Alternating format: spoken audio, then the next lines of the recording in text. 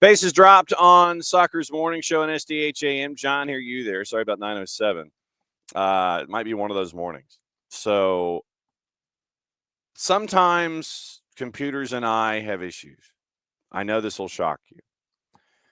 But this morning, in trying to do the simplest things like, click a mouse and have things hovering over keys to where you can actually work, wasn't quite functioning this morning. And traditionally, if you were to ask, say, Nick or Jason or Jarrett, they'd sit there and go operator error, that it's John. And I'm not going to put it past me to sit there and go, well, yeah, I'm an idiot. And there's something going on that I don't know. So that's what it was like this morning trying to get in at 9:05. It's like, okay, hit the button. It's not working. You know how when you take a mouse and you take the cursor over the thing that's supposed to the link that's supposed to trigger what's going on, and it wouldn't trigger. You'll go from like the arrow to the hand. It wasn't working. Legitimately, it was not working. It would just sit there and just kind of hover over it. And so I had to try to do some things and reboot and refresh and all these kinds of things. So John and computers not agreeing with each other this morning. But hi. So Thursday thoughts. Hour number 2, it's the Power Hour. You know what's happening there. It's going to be Nino Torres from Gold TV. He sent in his list of topics. I know that the continued downfall of sporting in Portugal and just what in the wide world of sports is going on with them ever since Ruben Amorim left. We'll get into that. Also on his list, I'm fairly certain, is Pep Guardiola with what happened yesterday in Champions League, losing straight up to Juve 2-0. And what in the wide world of sports is going on with Manchester City. I'll look at his topics, and we'll sit there and figure out what's going on in Nino's world at 10 o'clock. Last half hour, traditionally, our buddy Niko Moreno from Pulso Sports on the Soccer Bar in Seattle. Interesting stuff coming out of Seattle involving possible player signings, player interest. Paul Arriola was linked. So we'll get into all of the possible news and notes in the Western Conference. We'll spend a little bit of time in hour number 1 with what happened in San Diego last night. 10:30. That's a late start for those of us on the East Coast. But they went through the expansion draft last night in San Diego. They grabbed 5 players and kept 3 of them. And so now they have Mikey Veras and Tyler Heaps. They're starting to develop their spine of the club in their start. So they were pleased with that, but we'll go over the picks in just a little bit and the activity that happened yesterday and last night in San Diego in front of a very loud audience, by the way. So, kudos to Channel 5, Fox 5 in San Diego for broadcasting it live last night. So very, very cool that they were able to do that. We'll go over San Diego's picks coming up in just a little bit. Anything else that's going on in the world. We'll go over all the AM news and get you ready for the Power Hour in hour number 2. So whatever is on your mind this morning as we continue to roll through all of that, post it. We'll talk about it. We'll say hi. We'll roll through the promos here in just a little bit to let you know how you can keep up with things. So Alex, good morning. Pars, good morning. D. Graham, good morning. And yes, Tom, it was a piece of history where you had one USMNT player pass to another to create a goal in Champions League. So you had that moment of history yesterday. Very, very cool. We'll go over the Champions League results yesterday, but I think we'll be spending a lot of time with Manchester City and what's going on with Pep Guardiola in hour number 2. So Jarrett joining us this morning. Jarrett, what up? Not a lot. How are you? Just trying to figure out why computers are misbehaving and when you're supposed to click things, it's not clicking and having to refresh and maybe have that function. I don't know. I think my computer rebooted itself or updated itself last night and created chaos this morning when I tried to go in. So, well, as someone pointed out to me the other day, kids under the age, like we're to the age now where like people who are of adult working age were not alive during Y2K and don't understand the struggle of computers during that era. Maybe we're just redoing Y2K. That could very well be. And, with me, anything is humanly possible. So just understand and make sure that you keep me as far away as humanly possible from anything and everything going on this planet involving computers. So yesterday we had one thing late night, and we had a piece of news kind of drift across that I wanted to get into this morning. I'll push opening kickoff, which is basically all the promos down the line. So yesterday, 10:30, San Diego FC had their selections in the MLS expansion draft, and they went all four, went all five, but they only kept three and flipped two for more assets. So San Diego continues to add to their spine of their club. They're adding resources and folks and things. And one of the folks that we were kind of looking at actually did get picked. And at some point, we'll probably have to talk to Jessica Charman about it. But Hamady Diop, Jasper Loffelson from Colorado, Hamady Diop from Charlotte, and Heine Gickling Bruseth, say that 10 times fast, from the purple team. They were picked. They stayed. Thiago Andrade was picked and then flipped from NYCFC to Toronto. And Jose Kojima, which seemed to be the worst-kept secret of the entire expansion draft, got picked up from All Caps and then was flipped later as well. So 5 to pick, and then you flip to Andrade was traded for the number 9 overall pick in the 2025 Super Draft, $250,000 in conditional Garber bucks and a sell-on percentage in any future transfer. 12 plus 5 and 71 appearances for NYCFC, part of their side that won MLS Cup in 21. Jose Kojima, when he was picked up from All Caps, got flipped to DC United for $400,000 in 2025 GAM. And so once again, they're continuing to get assets, and they're looking for an experienced center back. And so that was what Tyler Heap said last night when this deal was announced, that they're looking for an experienced center back, and apparently are close to naming said center back and bringing him into the fold. Hey, look, when you trade Thiago Andrade for the number 9 pick in the Super Draft, at least you won't have to worry about dealing with Philadelphia, right? Yeah. It still doesn't really make sense to me. And I get that some people have are actively piling dirt onto the Super Draft as we know it. Mm-hmm. I get that, man. Like the draft in MLS is not like the draft in other sports. It's not the same level of lottery ticket. But teams like Atlanta and Orlando specifically have shown that you can, Philadelphia and NYC have shown that you can find value in the draft. Like, are you going to miss on guys who never even signed? Yeah, you are. But you could also get a lottery ticket and get yourself with the 8th or 9th pick, a Julian Gressel. Mm-hmm. You can go get. It's funny for me that Philly did this because Jack Elliott was like a 3rd round pick, 4th round pick. Uh-huh. And Jack Elliott blossomed into now, like, probably one of the 2 or 3 center backs that you're going to be looking, like, other clubs are going to be looking at to sign. If you're looking for a free agent center back, Jack Elliott, you could do a lot worse than Jack Elliott. Yeah. It's just very weird to me that that's what they did. But yeah, like the 9th pick is right around that Julian Gressel range where you can start getting guys who are. I don't know how many are going to be on Generation Adidas deals this year, but you can find some of those, and then those guys are really valuable cap-wise. Eric Centeno was here for a long-ass time on a Generation Adidas deal. Mm-hmm. And you get to see that at the showcase that is going on for the next couple of days as well. You mentioned a couple of teams that have found value in the draft last year. Messi and friends picked up Yannick Bright at 15. They picked up Leo Afonso at 32.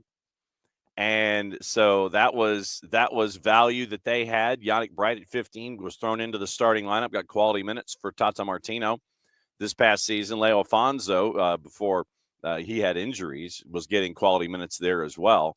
The 9 pick, just for the record, the 9 pick was Hugo Bacharach. I don't know if Minnesota picked him up because of any kind of possible piano playing ability or composing. I don't know. But Grayson Duty was at number 10. Insert joke number here. Malachi Jones was at number 8. And that's last year's draft. So then you go back to 23. Let's just say, let's go back the last couple of years. The number 9 pick, All Caps, picked up Owen O'Malley out of Creighton. Sporting had Stephen Afrifa. Then Patrick Ajimang, by the way, was picked up at number 12 by Charlotte. Then you had Max Arston get picked up by Columbus at 14. And like I said, I'm just scanning the rundown here. Then you get into round number 2. Oliver Semla got picked up by Colorado at 41. And Russell Shealy got picked up by the Galaxy at 52. Milo Garvanyan, who we got to see in Huntsville, got picked up at 54. Then you get into the third round. MD Myers was picked up 66th overall by NYCFC, and we know what MD Myers has been doing in Charleston. And Lyle McKinnon at Nashville. Lyle McKinnon, who was the leading scorer in USL League Two with Greenville Triumph, was the 84th pick overall by Nashville. So that's the kind of value that you're attaching to these kinds of things. But Philly's just kind of like, nah, fam, we're good. And they'll develop in their academy as always, but like like I said on the Blue Sky, man, like it feels like you're selling a lottery ticket at a loss. Like you have these lottery tickets. Are they good? Not really. They're cheap scratchers.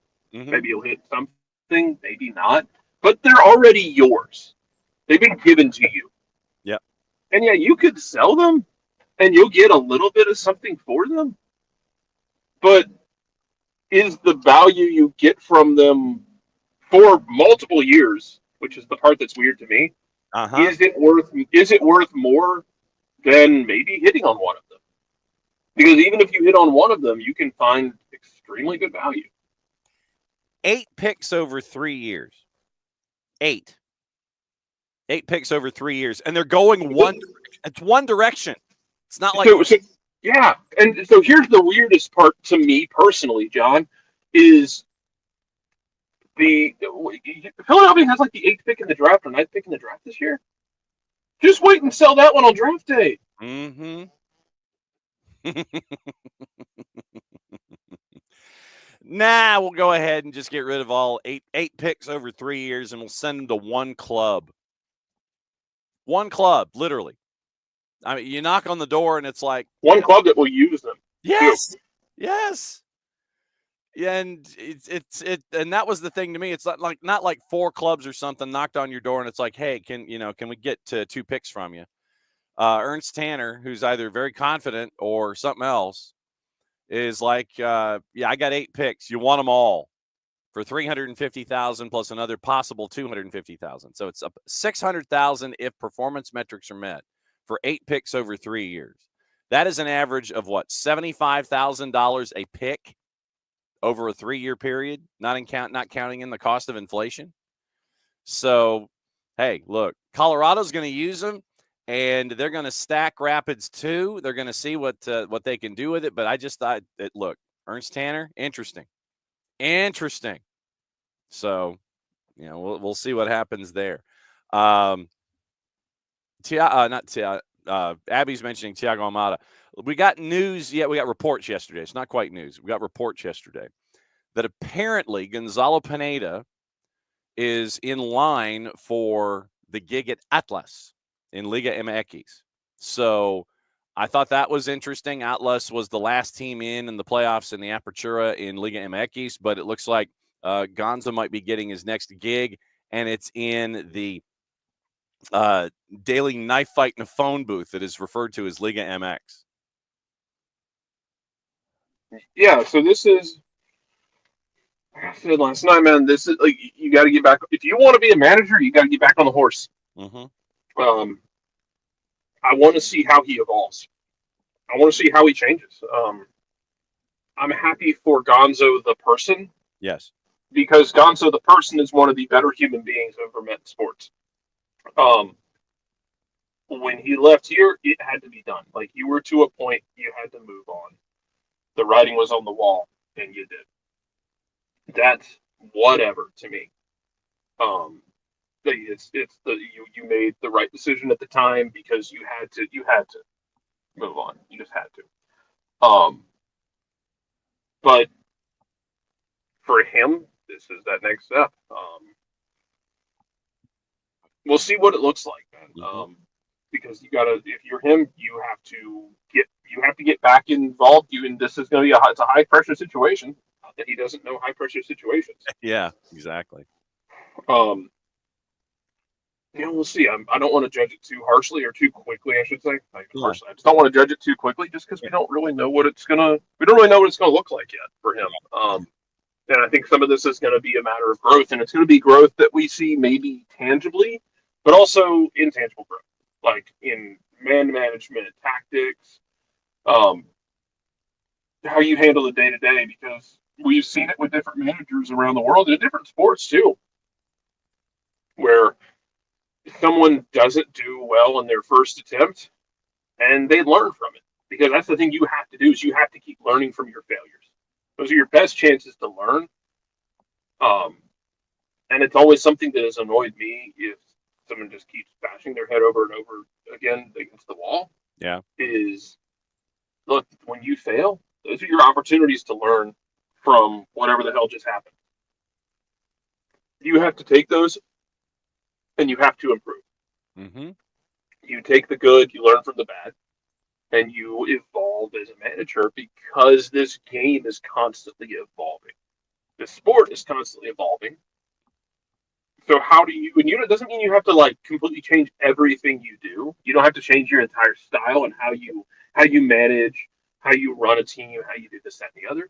But you make tweaks and you make changes to keep up with the times. I want to see what kind of changes Gonzo makes going into this. Yeah. I am interested, and I am intrigued as to what it will look like for Gonzo if Atlas does in fact come to pass.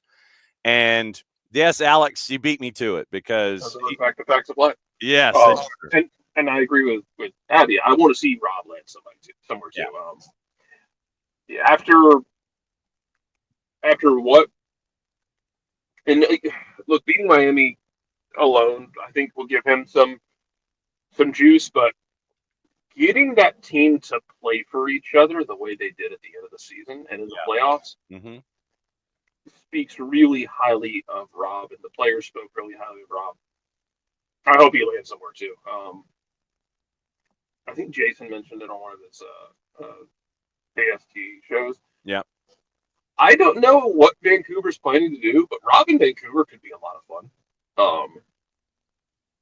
But the worst case scenario, I'd love to see him somewhere in the championship. I don't know, maybe if it's like the Santa Barbara team that's getting started now because Memphis just had the damn rug pulled on him. yeah, And I don't know if Stephen Glass is going to Memphis or right, going to Santa Barbara, yeah, or if they canceled. Like I have no idea what that looks like. Um, and I don't know, John, if you've been able to talk to Gaylor or other John, or if they've got anything on it on the USL side, because like yeah, they pulled the rug on Memphis, like they just pulled the plug on them. Um, yeah. The ownership group was just like, well, we can't find a stadium that we like, so we're done. so like we're moving it, but I'm like, I don't know who's going to California and who's not. Yeah, Like this kind of feels like you're drawing straws at the end of the movie Armageddon, yeah, which go watch it if you haven't. yeah. Um, outstandingly weird disaster movie. Yes. Um, Push a button, Stamper. a lot to unpack about that movie. Mm-hmm. Mm-hmm. Mom, there's that salesman on TV. I mean, I'm sitting here and I'm thumbing through just as an idea because Santa Barbara's taking the year off and they're coming in 26 in USL Championship. Brooklyn got pushed back; they pushed themselves back to 26 as well. So, looking at and I'm trying to see if anybody has any openings at the moment, and I think Sacramento may have an opening. And maybe the Miami FC, which I wouldn't want to touch with anybody else's 10-foot pole at the moment. So the possibilities in USL Championship would be limited at best. But yeah, when we catch up with Kaler the next time, we'll find out about current openings and things like that. So that is the Rob Valentino next question is definitely something that will be intriguing when that answer does come. Does Rob take another A1 gig, or Does he go to a place like Vancouver where you've got firepower, and with what we saw with Rob, as you mentioned, at the end of the calendar year and going into the playoffs, how you can galvanize a squad the way that you did, that is going to be the intriguing question for whoever wants to take a flyer. And it's not that much of a flyer anymore because of it. Everybody looks at the idea of the interim manager. Oh yeah, he's just an interim, but no, because of what he did, taking a team into the postseason and what they did in the postseason, it's more than just a flyer. You're developing evidence. You're developing evidence, and you're developing your case for why you should be a number one in Major League Soccer, because you've done it not once but twice in the same organization. And the second time, you had more of an impact, knocking off the top dog in your conference in a 9-1 matchup. So Vancouver is interesting as an idea. And I think that, and I wonder what they are looking for. If you chase away a Vanni Sartini, then what are you looking for in a manager? Because Vanni Sartini was loved, adored, admired, and should have been protected at all costs for that organization. If you chase away a Vanni Sartini, what are you looking for in a manager if you're Vancouver? That's my biggest question in this, Jared. What are you looking for if you chase away someone who still had a year left on his deal that was beloved? So we'll find out what happens with with Rob in his future. But as we said, Gonzalo Pineda looks like he might be looking at Atlas at the beginning of the Clausura. So we'll see what happens there. D. Graham is mentioning Bob Lilly in Pittsburgh, even if it's a head coach in waiting before their head coach retires. I mean, Pittsburgh really doesn't have a whole lot of resources, so it would be the level of investment I think is by comparison to what Rob has seen. Pittsburgh for me would be intriguing for an individual. I think D. Graham, I think that it might be whomever it is. There will be that day when Bob Lilly's done. He's like, yeah, peace out, Boy Scout. Now, I'm going to fade. It would not surprise me if they brought in an individual to be that head coach in waiting when Bob Lilly decides he wants to hang it up and be done with it all. But I don't think that he's done yelling at anybody and everybody when it comes to his time in USL Championship. So I do think it will be a head coach in waiting situation where someone will learn the ropes as to how Pittsburgh wants to do things as an organization under Bob Lilly, and then go into Lilly's moving on, and you had your Mac Brown, Lane Kiffin, insert college football idea here as to how you want to go forward. But I think Sacramento might be the only one that right now is open that doesn't have any thoughts. So next time I catch up with Kaler, or next time we catch up with Kaler, we'll find out what's going on. Tomorrow, by the way, will be normal. Next week, we're still trying to figure it out because I'm locked out for the entire week because of travel and the high school football championships. We're trying to figure out who's going to be hosting and who can drop by and all those kinds of things, and hang out with you guys in the morning for continuity. Might end up being power hours at 8:00 in the morning or something like that, but we'll see. But yeah, we'll navigate that and we'll figure that out. And when we have answers, we'll let you know to see what the Cavalcade of Stars is going to be like next week, with me at Mercedes-Benz Stadium all week long, and then traveling because of Christmas activities that are out of town. So literally, full disclosure, here's what's going on. So, no, Abby, we're not all going to take vacations. News never stops. You got free agency that kicks in at 1:00 this afternoon. So it is a busy time. Free agents. I wonder, in the noon hour today, my biggest question is, all right, so are you going to have teams lining stuff up for 1:00 Eastern time? So you're going to have general managers and technical directors at the doors of homes of individuals that they want to lock in at 1:00 so no one else locks them in. So, like when we're off the air again at 1:00 in the afternoon, as an example, say in Seattle, is are Brian Schmetzer and Craig Weibel, are they going to be at Paul Arriola's house, kind of waiting on the front stoop? They'll kind of slide up at 12:40 in the rental car. You'll go, you'll end up with, Weibel and Schmetzer just kind of going to the Casa de Arriola, and they'll pull up at the curb, and then, Paul's family, they're going to look out the curtains at the front door. You go, Paul, someone is parked at the curb in a rental car, and it looks like it's Brian Schmetzer from Seattle and another person.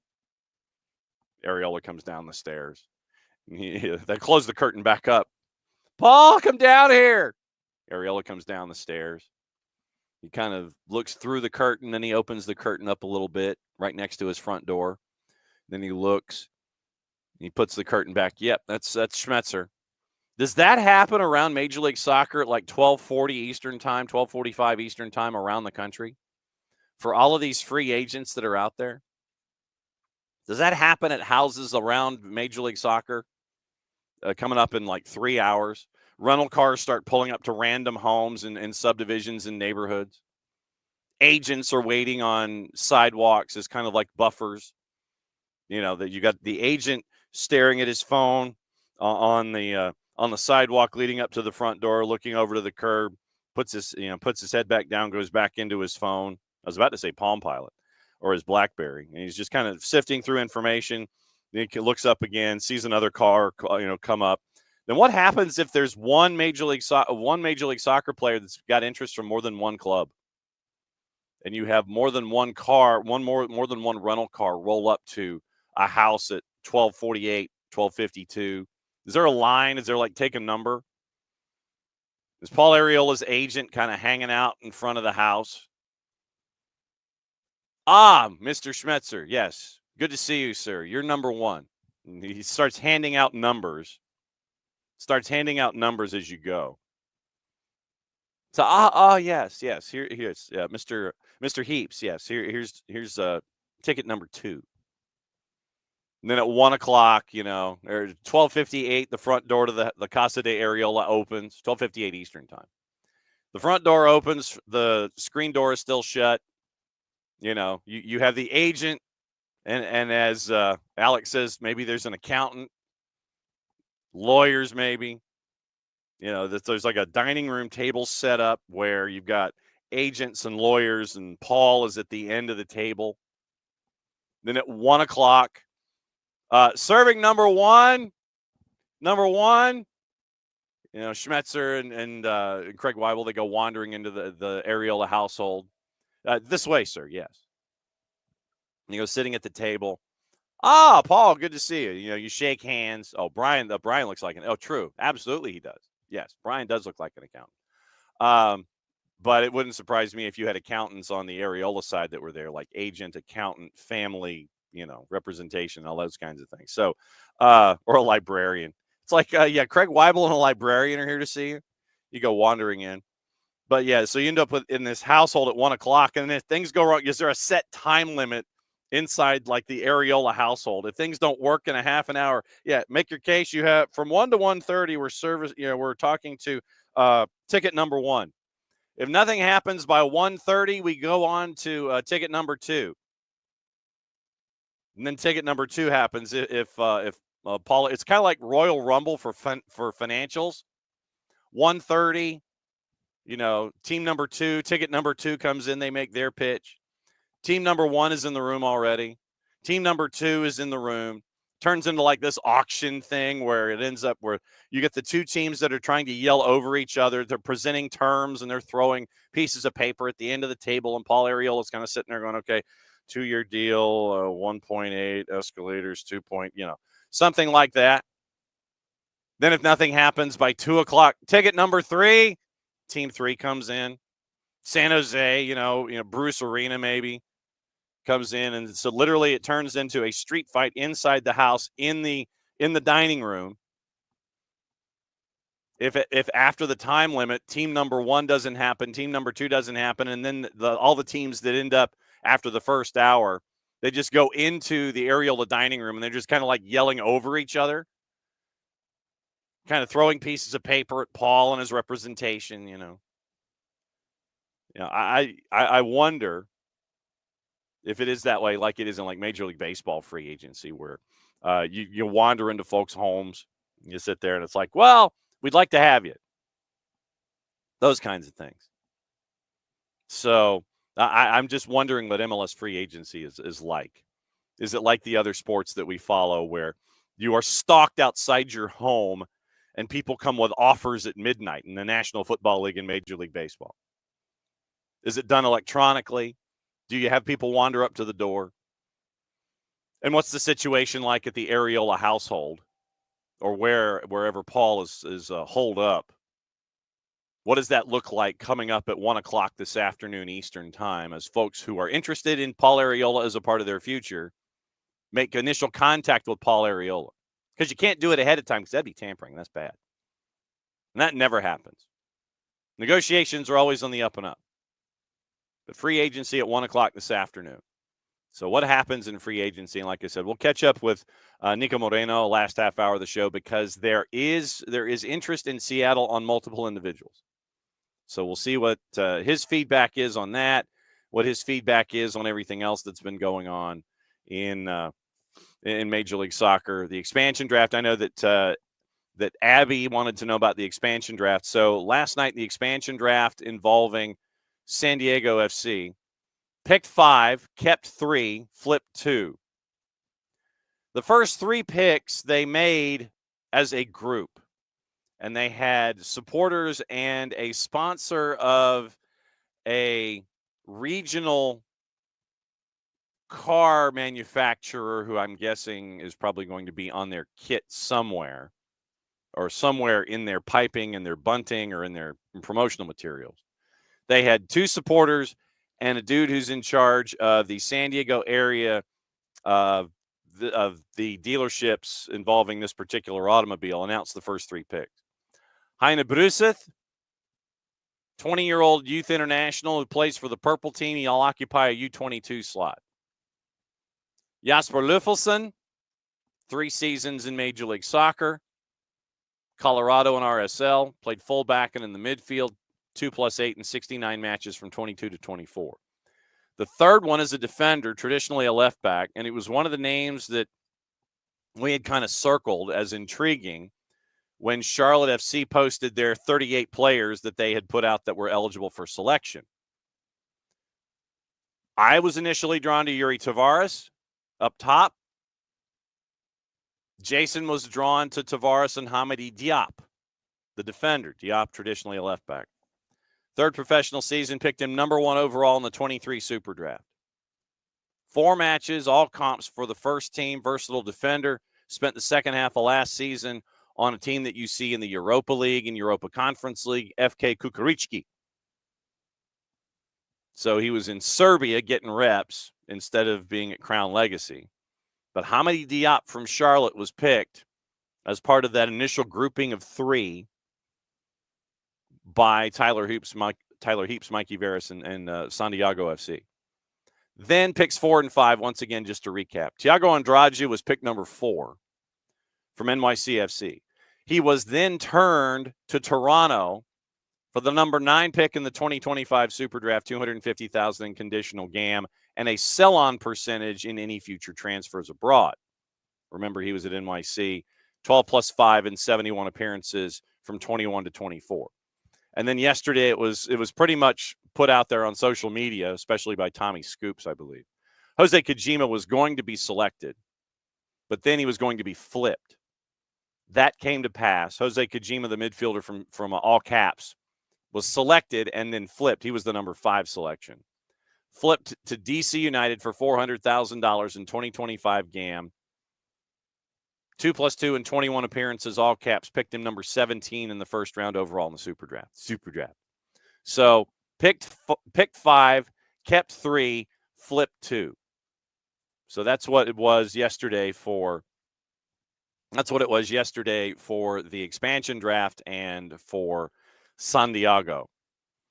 So that's where things went yesterday. So I guess we'll say hi to everybody and get caught up on the board before I get into my promos and go back to do opening kickoff.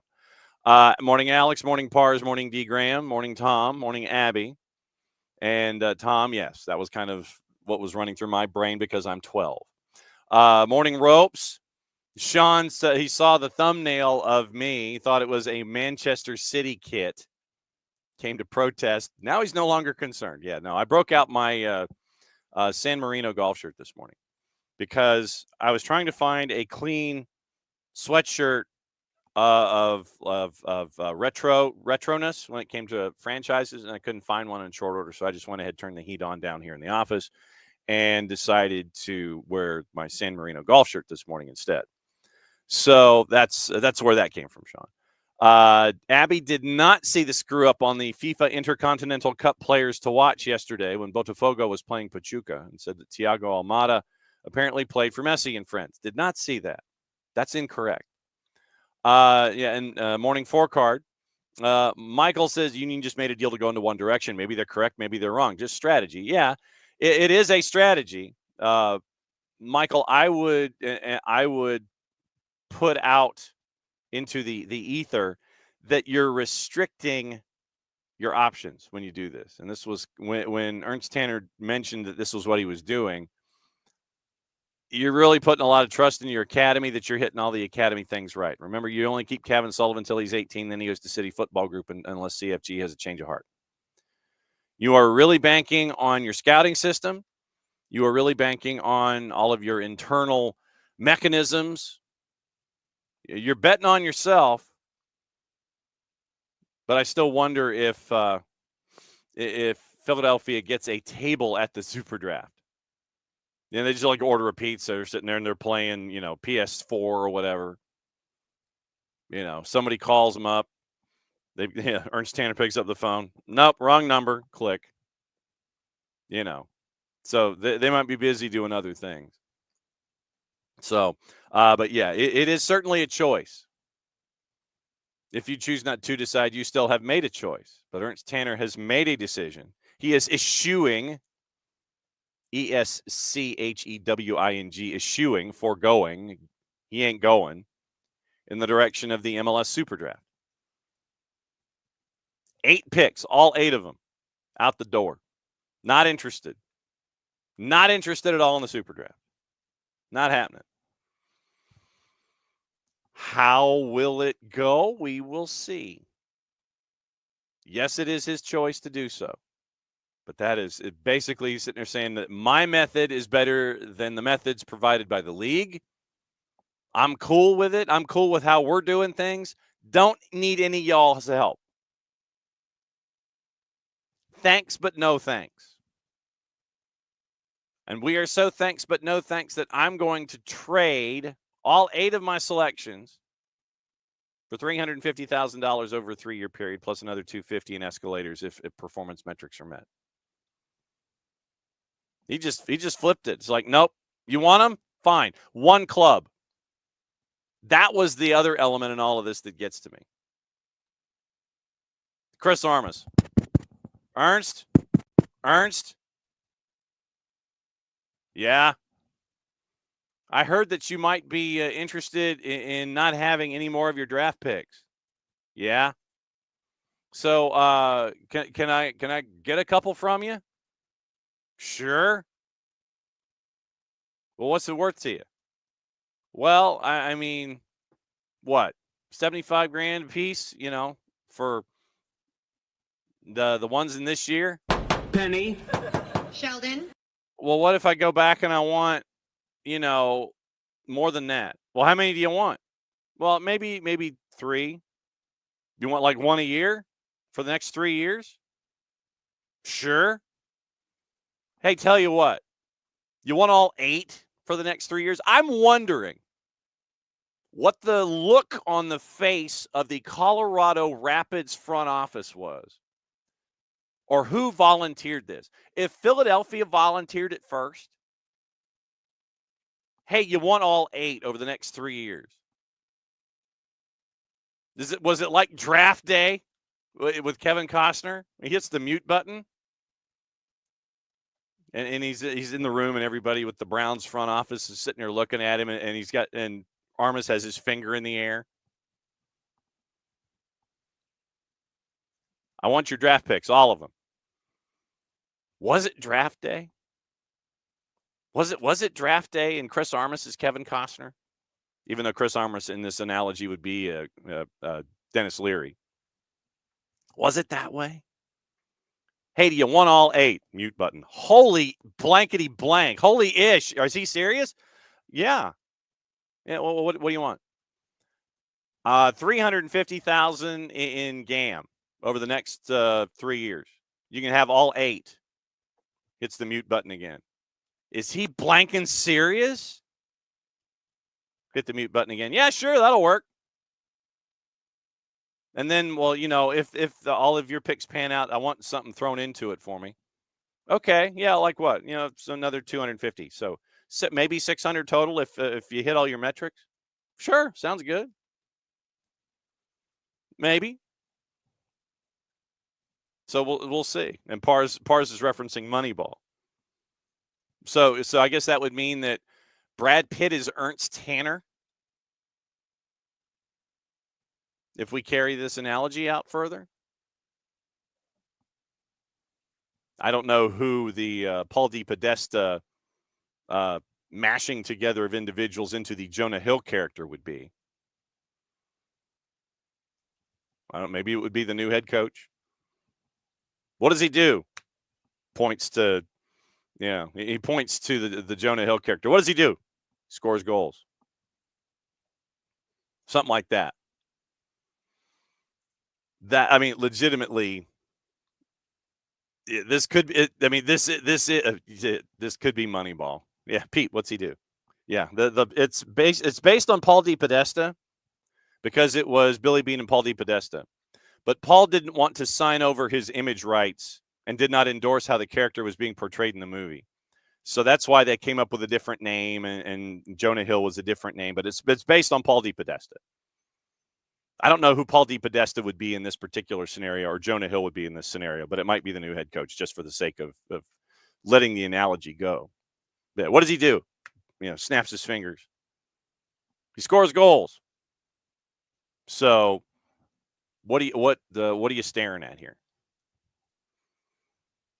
Yeah, and Michael's like Michael counters that the participation in the super draft also indicates you believe in yourself, belief that you'll make productive picks. Yeah. So, like I said, but my biggest thing in all of this is that you are restricting your options in all of this. And Ernst Tanner's coming across as the guy who thinks that his way is the way and I don't need none of your help. What happens if things go wrong, sir? You're out of the super draft. Then you have to trade back into the super draft. And then everybody's going to sit there in the lunchroom and go, you want to trade back in? And they're going to jack up their rates. They're going to jack up their rates on you. And it's going to be one of those, so Ernst Tanner wants back in. I mean, if he's right, he's right. And he has, he got $350,000 in AM to help out with whatever transactions of veterans he's going to make. But at the same time, if things don't go well with your academy, and Union 2 did very, very well in MLS Next Pro, that is not something I'm going to deny. Not going to deny that one bit. But they did not make it to a championship. So you wonder, like I said, I'm just, it legitimately is one of those things where you want to try to be like North Texas SC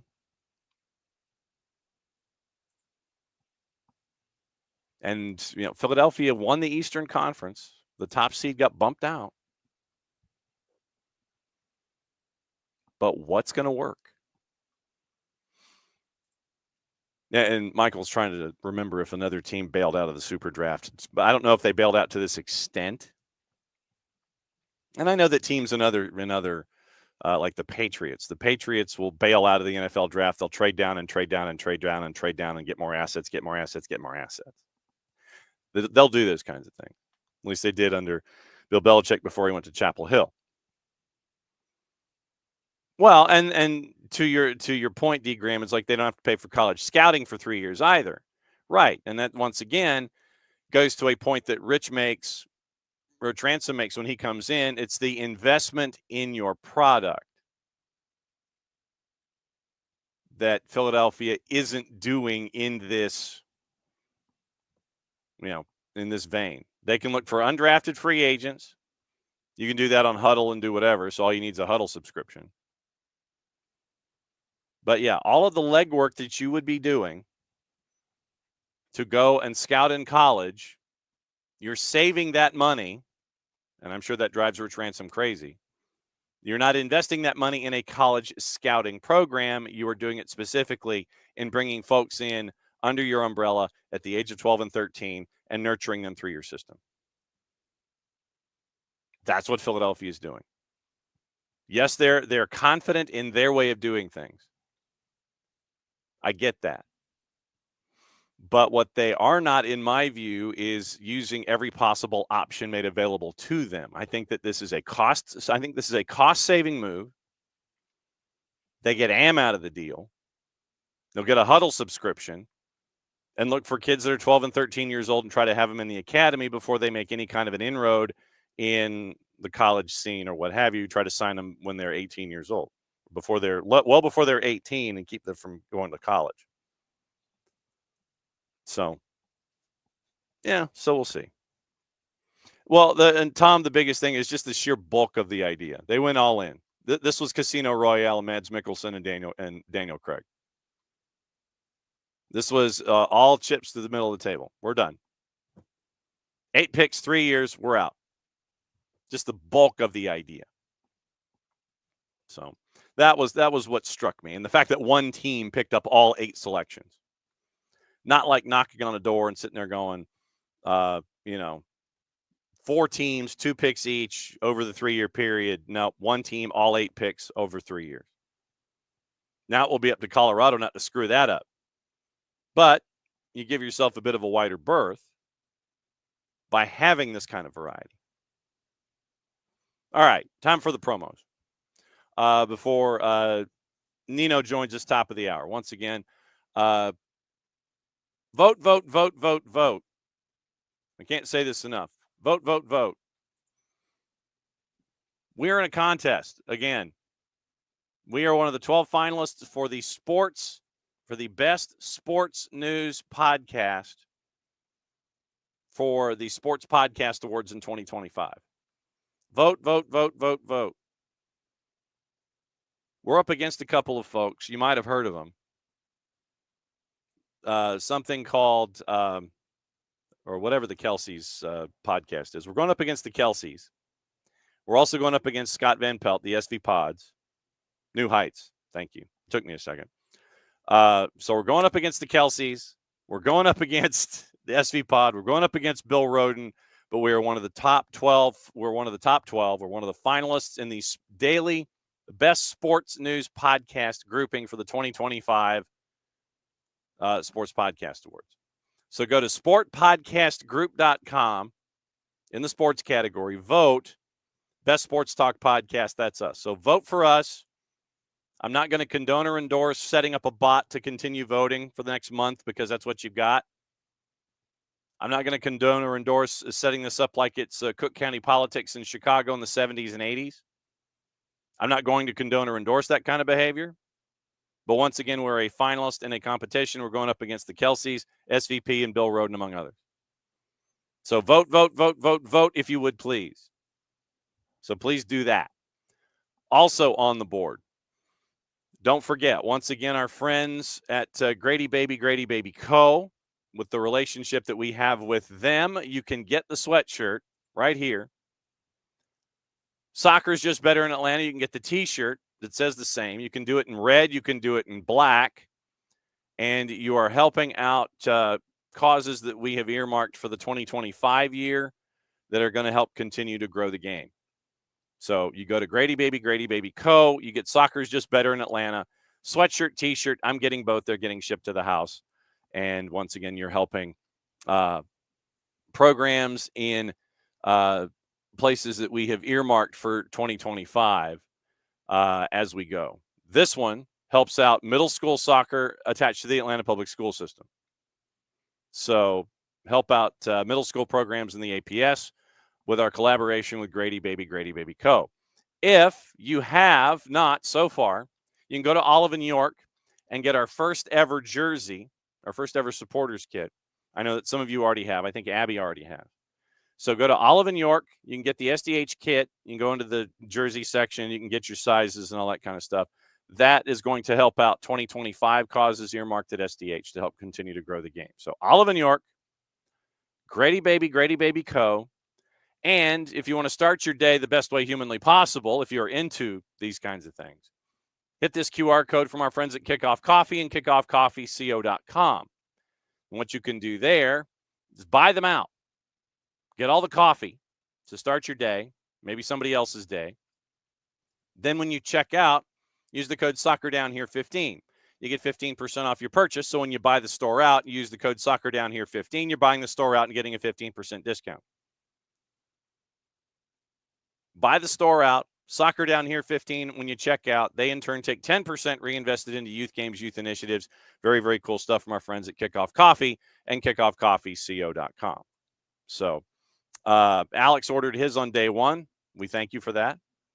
Now, Abby, you need to coordinate with Maddie. Abby's looking for a concrete and strawberry or concrete and cherry pie kit for sale. Poshmark. According to who was it that told Maddie about Poshmark? I think it was Jason or Katie Weaver, one of the two. So go to Poshmark because apparently the concrete and cherry pie or concrete and strawberry, asphalt and strawberry, asphalt, cherry pie, whatever. That kit, the concrete kit, they had on Poshmark. So check Poshmark out for the concrete and cherry pie.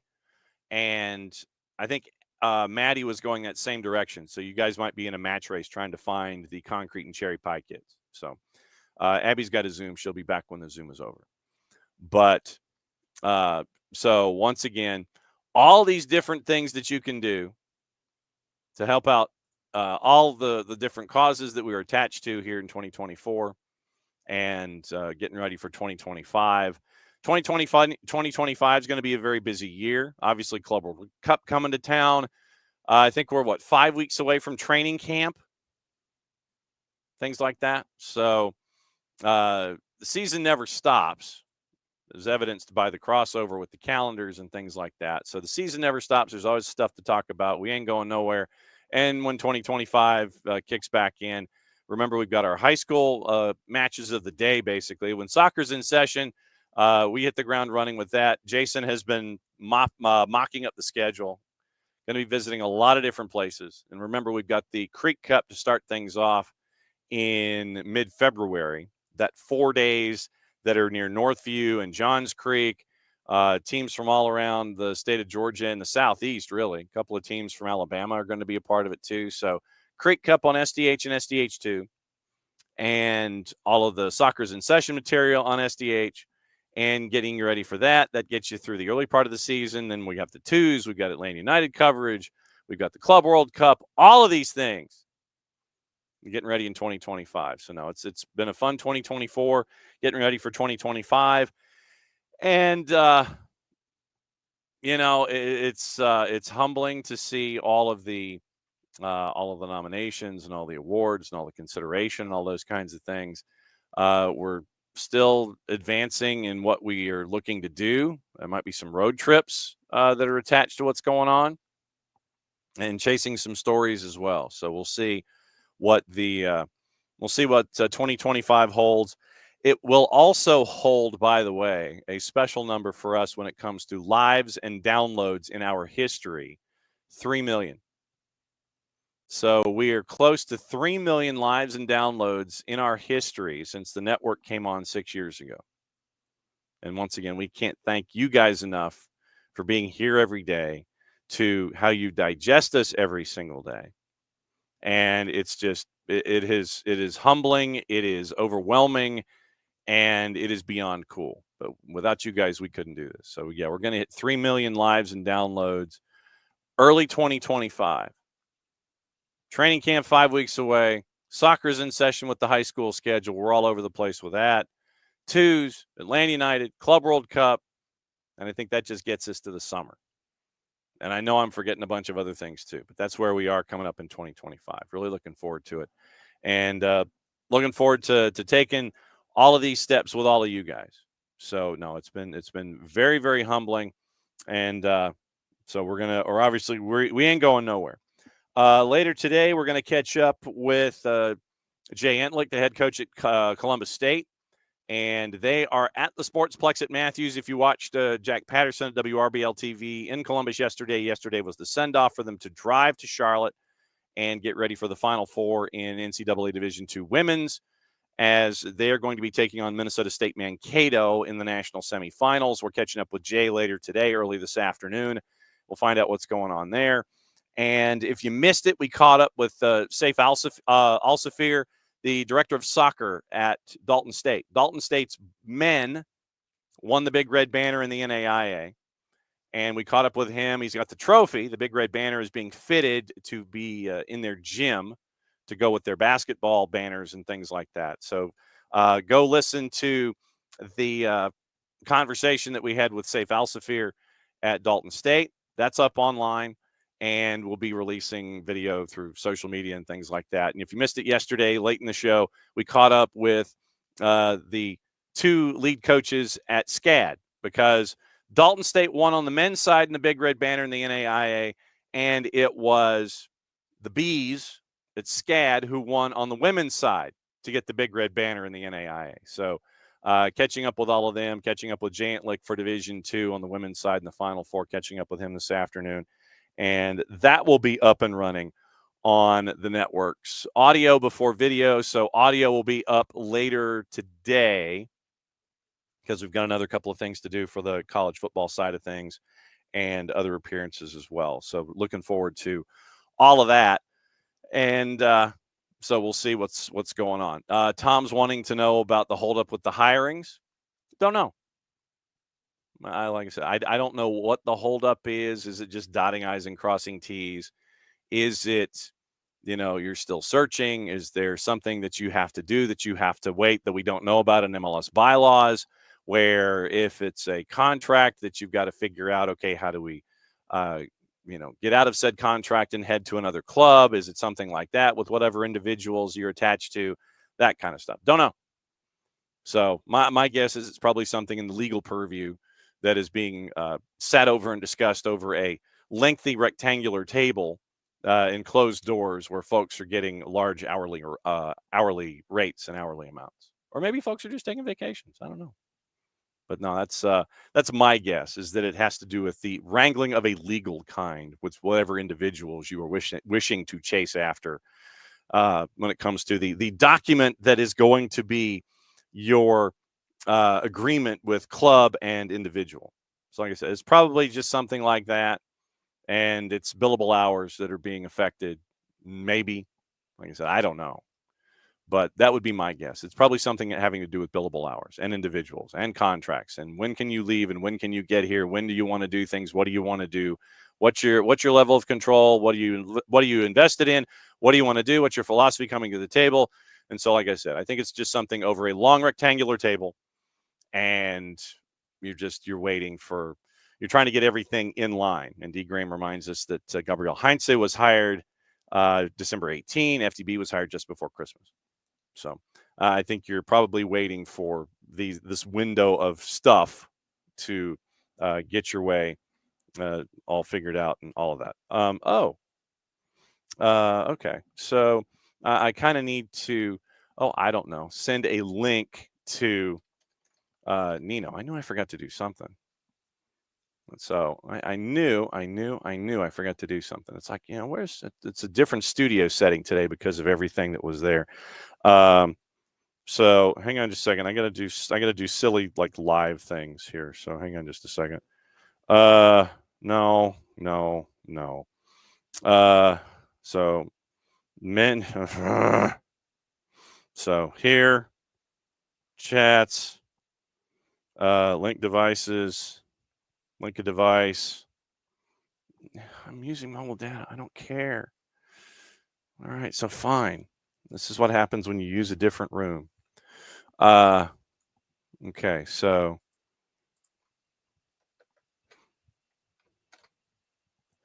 it's a new studio today, and I'm an idiot because I forgot to send him the link. So there you go. Yeah, so John's an idiot and forgot to send Nino the new link. So there you go. So Nino should be joining us here in a second. Traditionally, I'm in the studio space, but remember what I was telling you about all of the things about not being able to log into studios and things like that. So John's an idiot and forgot to send Nino the link, so he'll be here in just a couple of minutes. So that's John being stupid. No, but what else is new when it comes to computers? It's like I was wondering what was going on. So we'll figure that out. I'm trying to do another couple of pieces of business here. So we'll try that. All right. So in a perfect world, now that I have sent people the information that they need to, actually be a part of the show. Good Lord. Like I said, going into a different room, going into a different studio space, John's an idiot. So, yeah. So nothing else is new. John's an idiot. What else is new? Trying to make sure that folks go. But yeah, so so I will explain to Nino when he comes in, like right now, why John's an idiot. So John's an idiot, Nino. Yellow. Yellow. Sucker down here. John, how you doing? Everybody good? Everybody okay? This Thursday morning is a glorious day here in Peru. Sunny, 75 degrees. It cannot be better than this, brother. I know it's kind of chilly over there, brother. I know what the 50s now? 40s? In the 40s today. So so I cranked up the heat and couldn't find a sweatshirt. So I cranked up the heat in the office. So that's where I am.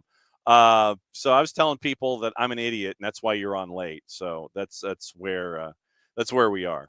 I know. No, I'm an idiot. No, I forgot to send you the link, and that's kind of important when you're doing live TV. It's like you need to find a way to come in, and if you don't have it, then you can't get in. It's like the ultimate gatekeeper is here between my ears. Morning, Harry. Good to see you. All right, so we have a list of things, and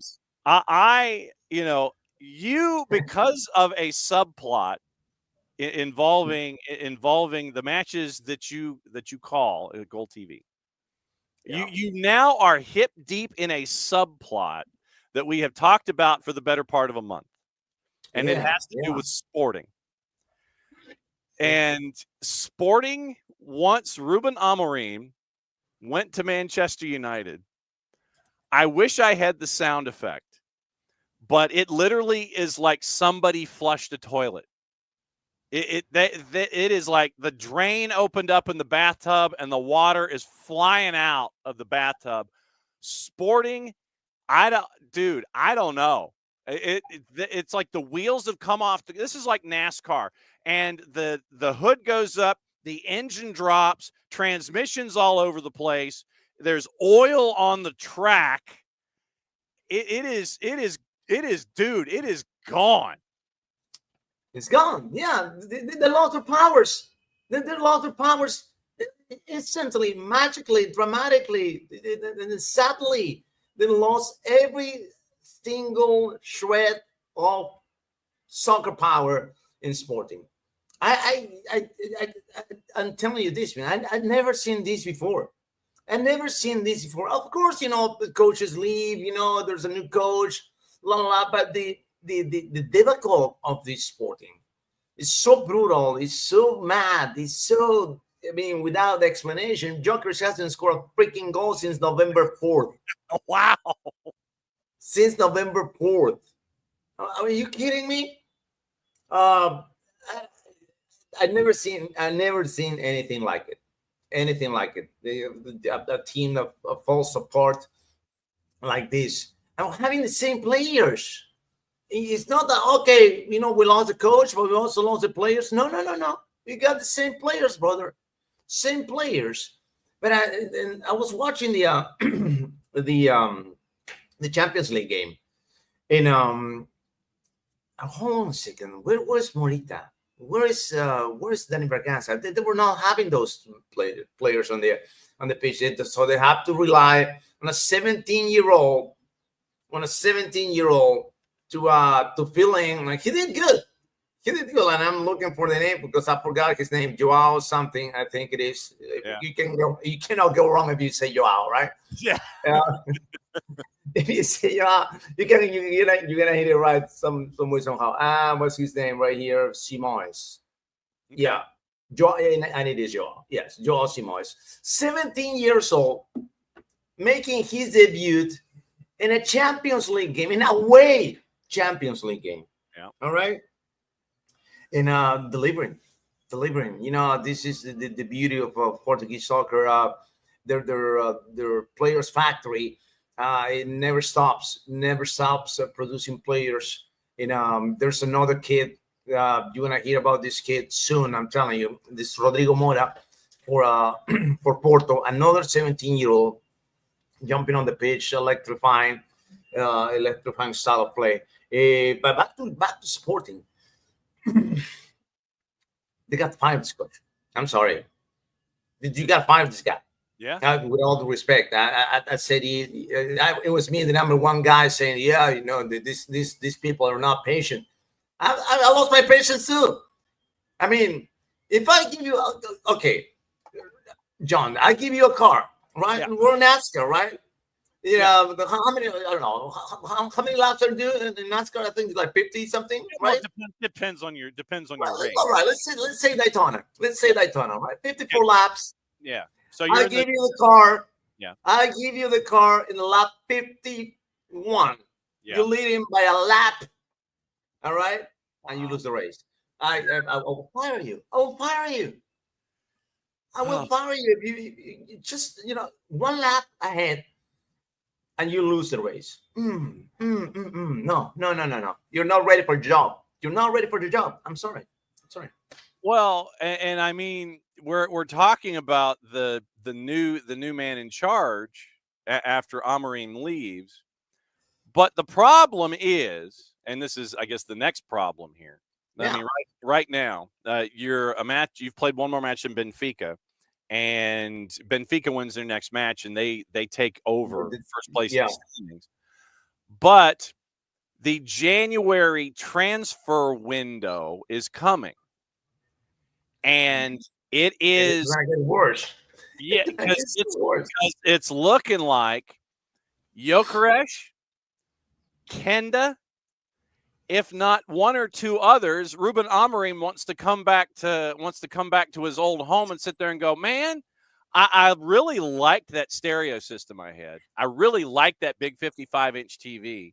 I liked the recliner. He wants to come in to his old living room or go into the old man cave and take the old man cave with him to Manchester. And, forget who the new owners in the house. It's like, no, I'm coming in here.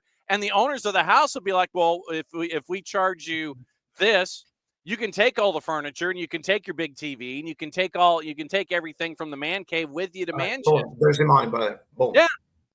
There's the money. Boom. Because I got the money. Uh-huh. I got the money. And, man, you just see, I mean, I'll talk to these guys, Sportingistas, and they're so depressed now, man. They are depressed. Well, they should be. It's like we were at the top of the world, baby. At the top of the world, literally at the top of the world. Yeah. And now we are just mere mortals walking on the streets without any single power to fight, because Porto is coming, Benfica is coming, and it's gonna fall behind. And if I'm not exaggerating here. Mm-mm. I'm not exaggerating here. But April, I think that Sporting will be out of the Champions League spots. maybe out of the Europa League spots. Wow. Okay. So that is going to be that bad. If they, of course, if they take Gyökeres, and I don't care who else leaves, all right? But if they take Gyökeres out of the equation, I mean, if you think that Amorim, if you lose power with Amorim, you're gonna lose everything. You're gonna walk with candles, okay, throughout the rest of the season if they take Gyökeres out of your roster, man. I mean, because like I said, it was literally they were saying 84 million for I think it was literally the same thing for Kenda. So release clause of 84 million for Kenda. I think it was 60 for Gyökeres. And No. I mean, Manchester United, I don't think they're going to blink. They might have to get a little creative about it. But I mean, this could be. It'll be crazy. It'll be insane. It will be just. It was just so sad, man. So sad. And I picked him to win the championship this year, right? Yeah. But when I say, if Amorim and Gyökeres stay, Sporting will win again, and they were doing it.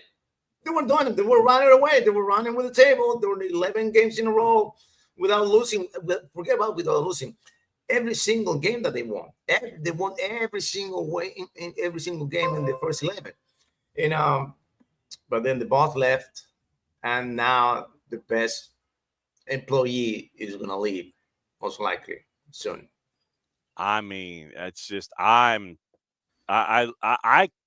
cannot remember a team that is on the edge of the cliff like Sporting is right now. And then if Kenda goes, Gyökeres goes, they pull a third. I know they were looking in the midfield as well, in addition to the young kid in Kenda, Giovanni Kenda, and in Gyökeres. And I think literally it was like one at each level. I got forward, I got a midfield, I got a young kid at the back. This whole thing at Sporting, it's going to be fascinating. It's going to be fascinating for you on a weekly basis. It's going to be a case for study, brother. It's going to be a case for study because it's true, man. I don't recall anything like this. You know, I've seen situations with different teams, of course, falling apart, but not in this period of time, brother. In 3 weeks, that's it. Mm-hmm. That's it. Mm-hmm. So sticking with Manchester, but we'll go to the blue side. Pep Guardiola. I mean, they lose to Juve in the Champions League. I'll watch that game. I'll watch it. How bad was it? It was terrible, man. It was just absolutely terrible. You know what? I know. All right. First off, Pep Guardiola is the best coach in the planet, right? Starting from there. Yeah. All right. There's no doubt about that. All right. But his forms right now, I think I mean, this machine is so complicated to describe that it's more complicated for them to figure it out, because you don't know when they reach the end zone, right? When they reach the end zone, they reach the end zone with 4, 5, 6 players, right? Mm-hmm. You don't know who's gonna shoot. No, it seems like nobody wants to shoot. And when they try to elaborate way too much, brother. Cut and shoot. Can you do that, please? Just cut and shoot. No. Let me go in this way because the angle, the presence of the moon and I don't know what they were trying to do, brother. It was just desperate, man. I was watching. Shoot, brother. Shoot. No, let me go this way. Let me go that way. Let me create this angle because the angle from there is going to be better. And you end up without having any freaking shot. They reached the end zone. I don't know how many times they reached the end zone of Juventus, brother. But they just couldn't shoot. And Juventus got the job done. They got three chances, Juventus. 3. Yeah. They scored twice. Yeah. And that's it's all. Plain and simple, brother. It's simple. simple, and at the same time, it's complex because it's not, Yeah, right. you know. But at the end of the day, that the thing that you want to do is, I want to get more shots, I want to get more goals than the opponent. That's it. That's my goal. Boom. So after the match, Guardiola goes, "Of course, I question myself. I'm stable in good moments and bad moments. I try to find a way to do it. I'm incredibly honest. If we play good, we play good. Always the game will save us." Gundogan said after the match that City were low on confidence, suggesting a, quote, mental issue in their loss of rhythm.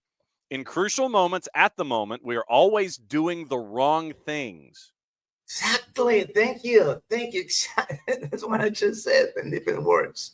And so In different words. Pep was like, I'm not agreeing with Gundogan. He says, of course, it's tough, except 1 or 2 games in this period that were not good. The rest we played good. So what are your results? Tell me your results in the last couple of months, Pep.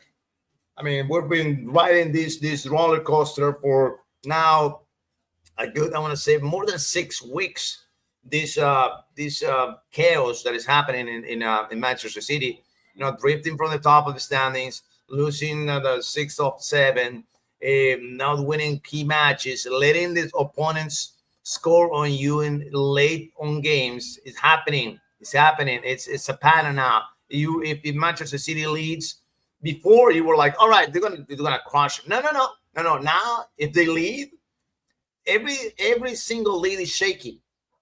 Every single lead that they take is shaky because the opponents, boom, they come back and then either they raise the lead or make a comeback and score a couple more goals and end up winning the game. So Manchester City, man. Nothing like finding out that you're human, Nothing like finding out that you're a mortal human being. I think that's what's happening with them now. They're like, maybe we're not that good. maybe we should approach the games differently. You got to question yourselves. The problem is that you've been doing it so good for so long. Mm-hmm. For so long. I mean, Manchester City was the almighty team in the planet. All right. And even only losing to Madrid or losing in the finals, just only there.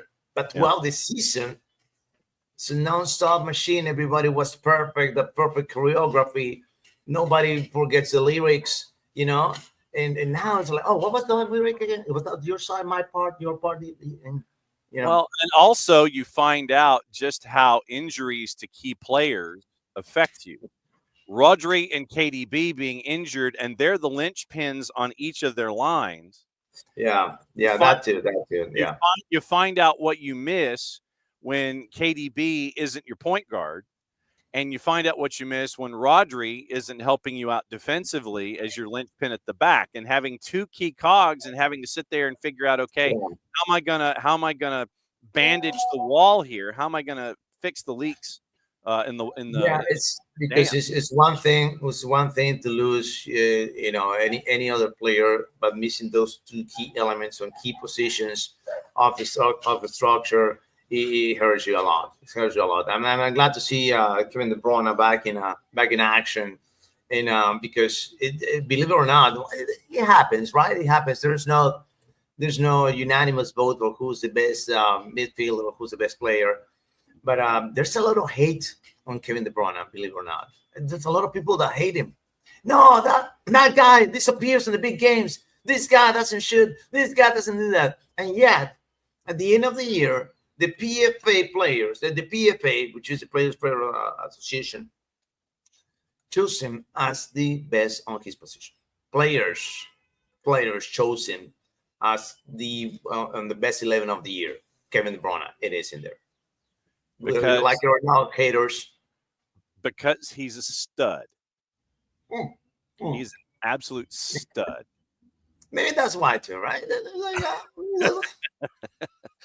I know you wanted to talk about.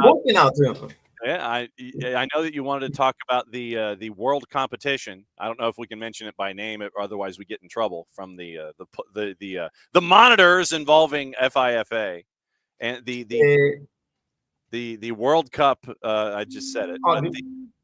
The World Cup. Yeah, the FIFA World Cup. Yes, Yeah, 2030. Yeah, can we say that without getting into trouble? Can we use those words in a line and not get in trouble? Can we? Yeah, Okay. Why not? So in that competition coming up in 6 years, first off, it was announced, and we announced it actually broke during the show yesterday. We actually had breaking news on the show for a change. That 2030 was decided, and then 2034 was decided. And it's basically, it was like virtual raise of hands, and we always wondered if there was like one monitor of the 210 that didn't raise their hands. What happened to that individual? Does that go to like a test pattern real quick, and then somebody else new pops up, and then they applaud? Morocco, Portugal, Spain. Yeah, they're the sole candidate to host, but because of the Centenario, you get 3 games in Uruguay, Argentina, and Paraguay. So you were scratching your head on this whole thing.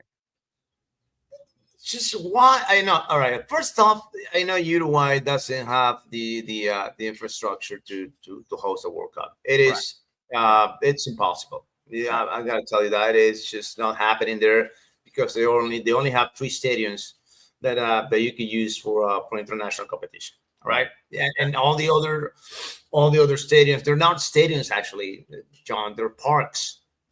They're actually parks. Wow. All right. The parks with stands around them.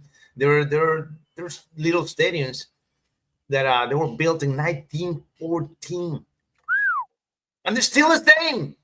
They're still the same, like in 1914 with wood. What is it? Wood stands. It's crazy. Anyway. So we get it. You cannot organize a World Cup in there, but you got your neighbors. The neighbors got a humongous backyard. We can play in there, right? Why not make it Argentina and Uruguay? Just the 2 of them. You don't have to go the 3-way. I mean, you gotta include Paraguay because the president of CONMEBOL. No, not because of that. I mean, that doesn't happen. No, but of course, I'm just delusional here to think that it's not going to happen. Of course, it's going to happen. Of course. I think President of CONMEBOL doesn't want a game on his backyard. Of course, he wants one. Oh man! And so they got Paraguay in the ballots too. It's insane. It's losing the World Cup. It's losing its magic, man. It's time for the next one, right? In 2026, when I believe how many is it? It's 48, right? 48, right? 48 teams. 48. Yeah, 12 by 4. 48. Yeah. That's not elite. That is not elite. That is not. It's not elite. You're gonna get blowout city on some of these matchups because of who's led into this. Yeah, just imagine playing France versus, I don't know, freaking Fiji. All right? It's going to be like 15-0. Bless you for not saying our friends from San Marino. I'm glad you left the buddies from San Marino out of it. Yeah, I was going to – I got something that just came out that I forgot to send you, but I'm going to talk about it too. But in a second. All right. So the Peruvian version Departed. No DiCaprio, no Nicholson, but it won't disappoint you. Like I said, I'm reading your notes as how you sent it to me. So you've got what you wanted to bring up that just popped up, but I'm going to go with the Peruvian version of The Departed and what you just brought up. So what's going on? So with the Peruvian version of The Departed, right? So remember that the president of the Peruvian Soccer Federation got arrested. There was a raid, the whole mess. Yeah. Right. The guy, got a free card. He talked to his lawyers. He got him out of there. He's not in jail anymore. He's not going to be in jail anymore because Peruvian justice is crazy, right? Justice. Yeah. All right. This is the all right. He was accused of money laundering, corruption, and being the lead of a criminal organization. But because of this organization doesn't have enough members to be considered as an criminal organization is you gotta be at least at 10 members. There were 5. So that's because of the numbers not adding up. You're not a criminal organization, and because the charges are individual, you're not being charged as an organization. You're being charged as an individual. You can stay back, and we'll figure it out. We'll figure out what happens to you. All right. Well, in that investigation, throughout the investigation, they call witnesses. And one of those witnesses was a technical director of the Peruvian Soccer Federation. Okay. So the president found out that his technical director was a witness on his case, so he fired him. Of course. He fired the guy because he was, hey, they call me from the Department of Justice. I gotta say what I gotta do. They're gonna ask me. I want to tell the truth. Mm-hmm. So they fired him. So now we don't have a technical director. And today at noon, in a couple of hours, there's gonna be a meeting. Yeah. And most likely, we're not gonna have a head coach for the national team after today. So no head coach, no technical director. The president of the Peruvian Soccer Federation is involved in this mess. And in Peru, please pray for my country, brother. Please pray for my. Oh my! I don't know what's gonna happen. I don't know what's gonna happen with it. At least we have my Universitario Deportes to be happy. Yes. Yes. But yeah. Yes. Dominus omnis. Yes. Absolutely true. Unreal. So was that the breaking news that it wove into your story about The Departed? No. There was another one because I that Pachuca beat Botafogo in the Super Copa. And they identified Thiago Almada apparently in the broadcast as playing with Messi and friends. Yeah. And so guess what? All the Mexican media, a lot of them. I think you know this guy, Mark Rosa. I don't know if you. I think. Mark Rosa. Yeah, with Turene. You know that guy, right? Yeah. He said this. You take out all the atmosphere, the fireworks of the Libertadores, and it's just a Leagues Cup. Whoa. Whoa. I went hard on this guy. Wow. I went hard on this guy. Oh, that's because of that. This is what happens with every Mexican member of the media every time that they win one game. Not a competition, one game. Wow. Right? You're still talking about we beat Brazil in the Copa Confederations in 1999. Who cares about that, brother? Who cares about that? Who cares that you beat Brazil once? Who cares that you beat Germany once? Who cares? You got how many World Cups do you have? Oh, Brazil has 5. How many you have? Mexico? 0. Okay, and then I went on and on and on because this is what happens with Mexicans. They believe that the Liga MX is better than the Premier League. They believe that they could beat every single team from CONMEBOL. It's not happening. And they don't have the relegation. Well, you don't have relegation, but that's a different story. It's a different story. It's a different animal. Okay, it's a different animal. And if you keep thinking like that, with this chauvinism of yours, you're not gonna get any single win in the World Cup. You're gonna get trashed again. You're gonna score 7 goals again on every single Copa America that you play in, and you're not gonna have any player in any of the top teams in the planet ever. Have a good night. That's what I said to this guy. They got man.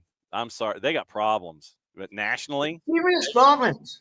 They got There's problems, and then there's problems. I know, and they've been looking over the shoulder, the MLS and the US for years, and they were ahead of you. They were ahead of you for many years. Yeah. But then the US MLS start working, and now they're coming. You're watching them in the rear view mirror, brother. Mexico is behind the US and behind the MLS.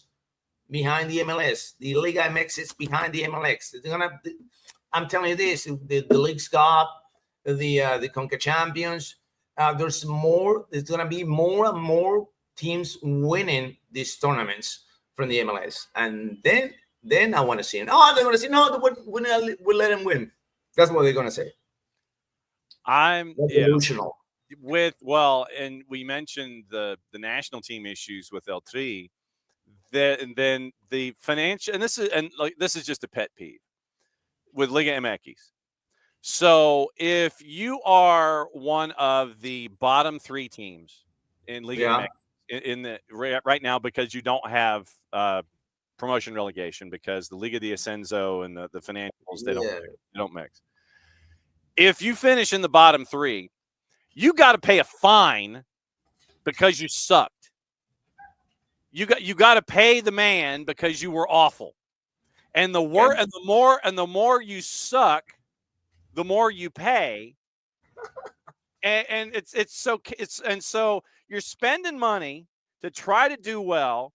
You finish in the bottom 3, so you got to pay the league more money because you didn't do well. And it's just this. We talked about the drain and the water going out of the bathtub. I mean, literally, it's you're having to spend more money after more money after more money. Like I said, personal pet peeve about Liga MX. All right, it's that time. Last half hour of the show. Time for the handoff. I saved your last topic for this. So, fancy open, as we always do, to bring in our buddy Niko Moreno from Seattle.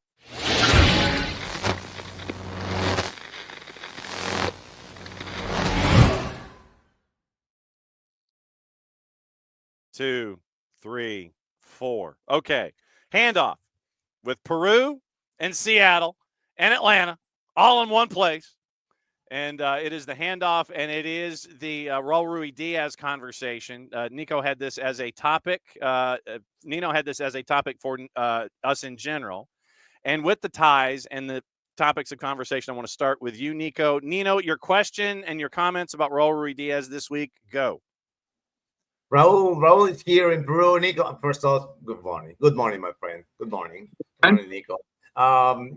He's in Peru already. He's, having ceviche with his fans, with his friends here. He left Seattle behind. Are they going to sell him? What's the deal? Because I know the contract is over. So what's the do you have anything consistent or that I should believe that he's going to go? Yeah, I mean, nothing's changed. I mean, everything that he's doing right now, everything that's in his thought process is exactly the same as we've spoken in every single time we've over the last, 2-3 months, 6 months even. It's a telenovela, brother. Every this last window, right? I mean, he's just on vacation, obviously with his family. Clearly, something that he needs to do is take some time off, recharge. But although there will be conversations with Lau, and I'm sure that there's going to be some proximity with that club. It is my understanding that right now, especially as of today, the 12th, he's going to be taking a lot of offers, or at least several offers, from various teams, and he's going to continue to prioritize MLS. I've said this a couple of times. I think MLS and Liga MX are the 2 markets where Raul Ruidiaz is more likely to go than Peru. I could see him doing things in either one of those markets before he goes to Peru. I will say that there is a new team that I did not think would be in the cards, and it's now a possibility. So, and it's within MLS. So clearly, a player like Raul Ruidiaz, as I thought initially, is attractive for many reasons. Is attractive because there is a potential of reviving that career. Someone who's experienced, who's a locker room guy. So there is quite a few opportunities in MLS that I think ultimately will be where he lands. Okay. Man. All right. Yeah, I know that the disappointment. And I'm just trying to realize I might have messed up the tweet that I put out with our show. I hope I didn't put David Ferreira and instead of Jesus Ferreira. Oh my goodness. Hey. I'm hoping I didn't mess that up. Well, go check your tweet real quick before, so as we send the howdy doos. And so, what matches are you calling this weekend, Nino? We got the Portuguese top flight division, of course. We got Benfica's game. We got the Sporting game. We got the Porto game this weekend, and we got the Dutch Cup coming up. Yeah, Dutch Cup coming up. We got the PSV game on what is this? Tuesday. On Tuesday, we got that game. Well, as always, my friend, great to see you and great to watch you on Gold TV and through our friends at Fanatis, fntz.co/soccer down here. Helps out Gold TV, helps out Fanatis, and helps out us watch you on a weekly basis. Thank you, my friend. As always, be safe, be well, and we will try and say words that won't get us in trouble like FIFA, World, and Cup all in the same sentence. We love Thank you for having me, John. Thank you, guys. Thank you, Nico. See you. Bye-bye. All right. Bye. All right. So, all right. That's Nino. Great to go fully loaded with him. Yeah, because we were talking about the idea that the 2030 and 2034 planetary competition. See, I'm trying not to say FIFA, World, and Cup and the years all in the same thing because it's trademarked, and I don't want to get us in trouble with the soccer police. That is crazy. Yeah, I don't want to get us into any kind of trouble because who knows. But if I was to say 2030 FIFA World Cup trademark, maybe I can get away with that. There you go. So the trademarked planetary soccer competition in 2030 is going to be played in 6 countries. You're going to have, as a part of the Centenario, the 3 countries in South America plus the 3 European countries. And one of the things that Nino was getting into is like, man, 6 countries is entirely too much. It is too much. So that's what we were getting into. One of our plus ones, Alex, was wondering about the club that you might be referencing involving Raul Ruidiaz, and does the club's name rhyme with Batlanta? No, I think that one had been interested, and I think that they are one of the top candidates. But no, this one was new when it came out of the blues, and yeah, that's all I'm going to say. Because if I say anything else, you guys will figure it out. But yeah, there's just another team that added on to it. But again, I feel like Raul Ruidiaz, he is a player that several teams, and I've spoken to several GMs and sporting directors, they still rate him. They still rate him. They still think he can produce at the right price. I think that he's a player that going into a very convoluted schedule in 2025 for several clubs. Why not take a guy like that? Yeah, and so free agency kicks in at 1 o'clock Eastern time, so 2 hours and 16 minutes from now. And I was wondering, because there are some names that you have been mentioning about possible additions up there in Seattle, that, is it like starting at 9:30 your time, 12:30 our time? Do folks in rental cars just start pulling up to houses and they kind of wait on the curb, and there's a player agent standing in the sidewalk leading up to the front door of the house? Is Paul Arriola's agent standing on the front stoop of Paul Arriola's house going to give numbers to folks as they come up in rental cars? It's like, yes, you're number one. You can see Mr. Arriola right at 1 o'clock Eastern time. Mikey Veras and Tyler Heaps come up. Yes, you're number 2. You half hour later. How does this situation work? And is this literally going to be something that you're banging on the door at 1 o'clock Eastern time? Paul, we need to talk. One of those kinds of things. So what's the latest? This is the latest. And it all started with when we with Sounder Our Heart broke the news of Jesus Ferreira. And before we talk about Paul, that's where it all started. That's when I found out that there was a Kmart type of fire sale at Dallas. Yeah. So the fact that they're cleaning house, there is absolutely something that in Dallas is without a doubt somewhere where not just Seattle, but very many teams are kind of looking into. A team like Seattle that, I don't want to say they're going to moneyball next season, but, they're always happy to bring in players that the press conference, end of season press conference with the team, with Craig Weibel and Brian Smetzer. They both talked about, maybe looking for experience within MLS, players that are going to be able to provide something immediately, that they're proven commodities. And I think because the Dallas fire sale was in big ball letters, come in, get that discount, get your player, maybe get one, buy one, get the second one half off. I think that's what this whole thing kind of came about. So I only had reference Jesus Ferreira, and I knew that it was close to being done. Maybe that was something that we ended up adjusting and just saying that Jesus Ferreira was in advanced talks with the Sounders. And the reason of that is because he's clearly in a DP contract right now. He's making 2 point something, and there's going to have to be some restructure, and there's going to be some modifications. You can manipulate certain ways, especially when it's a transfer, when it's a trade and not necessarily a buy for the player. So there's a lot of things that still needed to get squared away with Jesus Ferreira.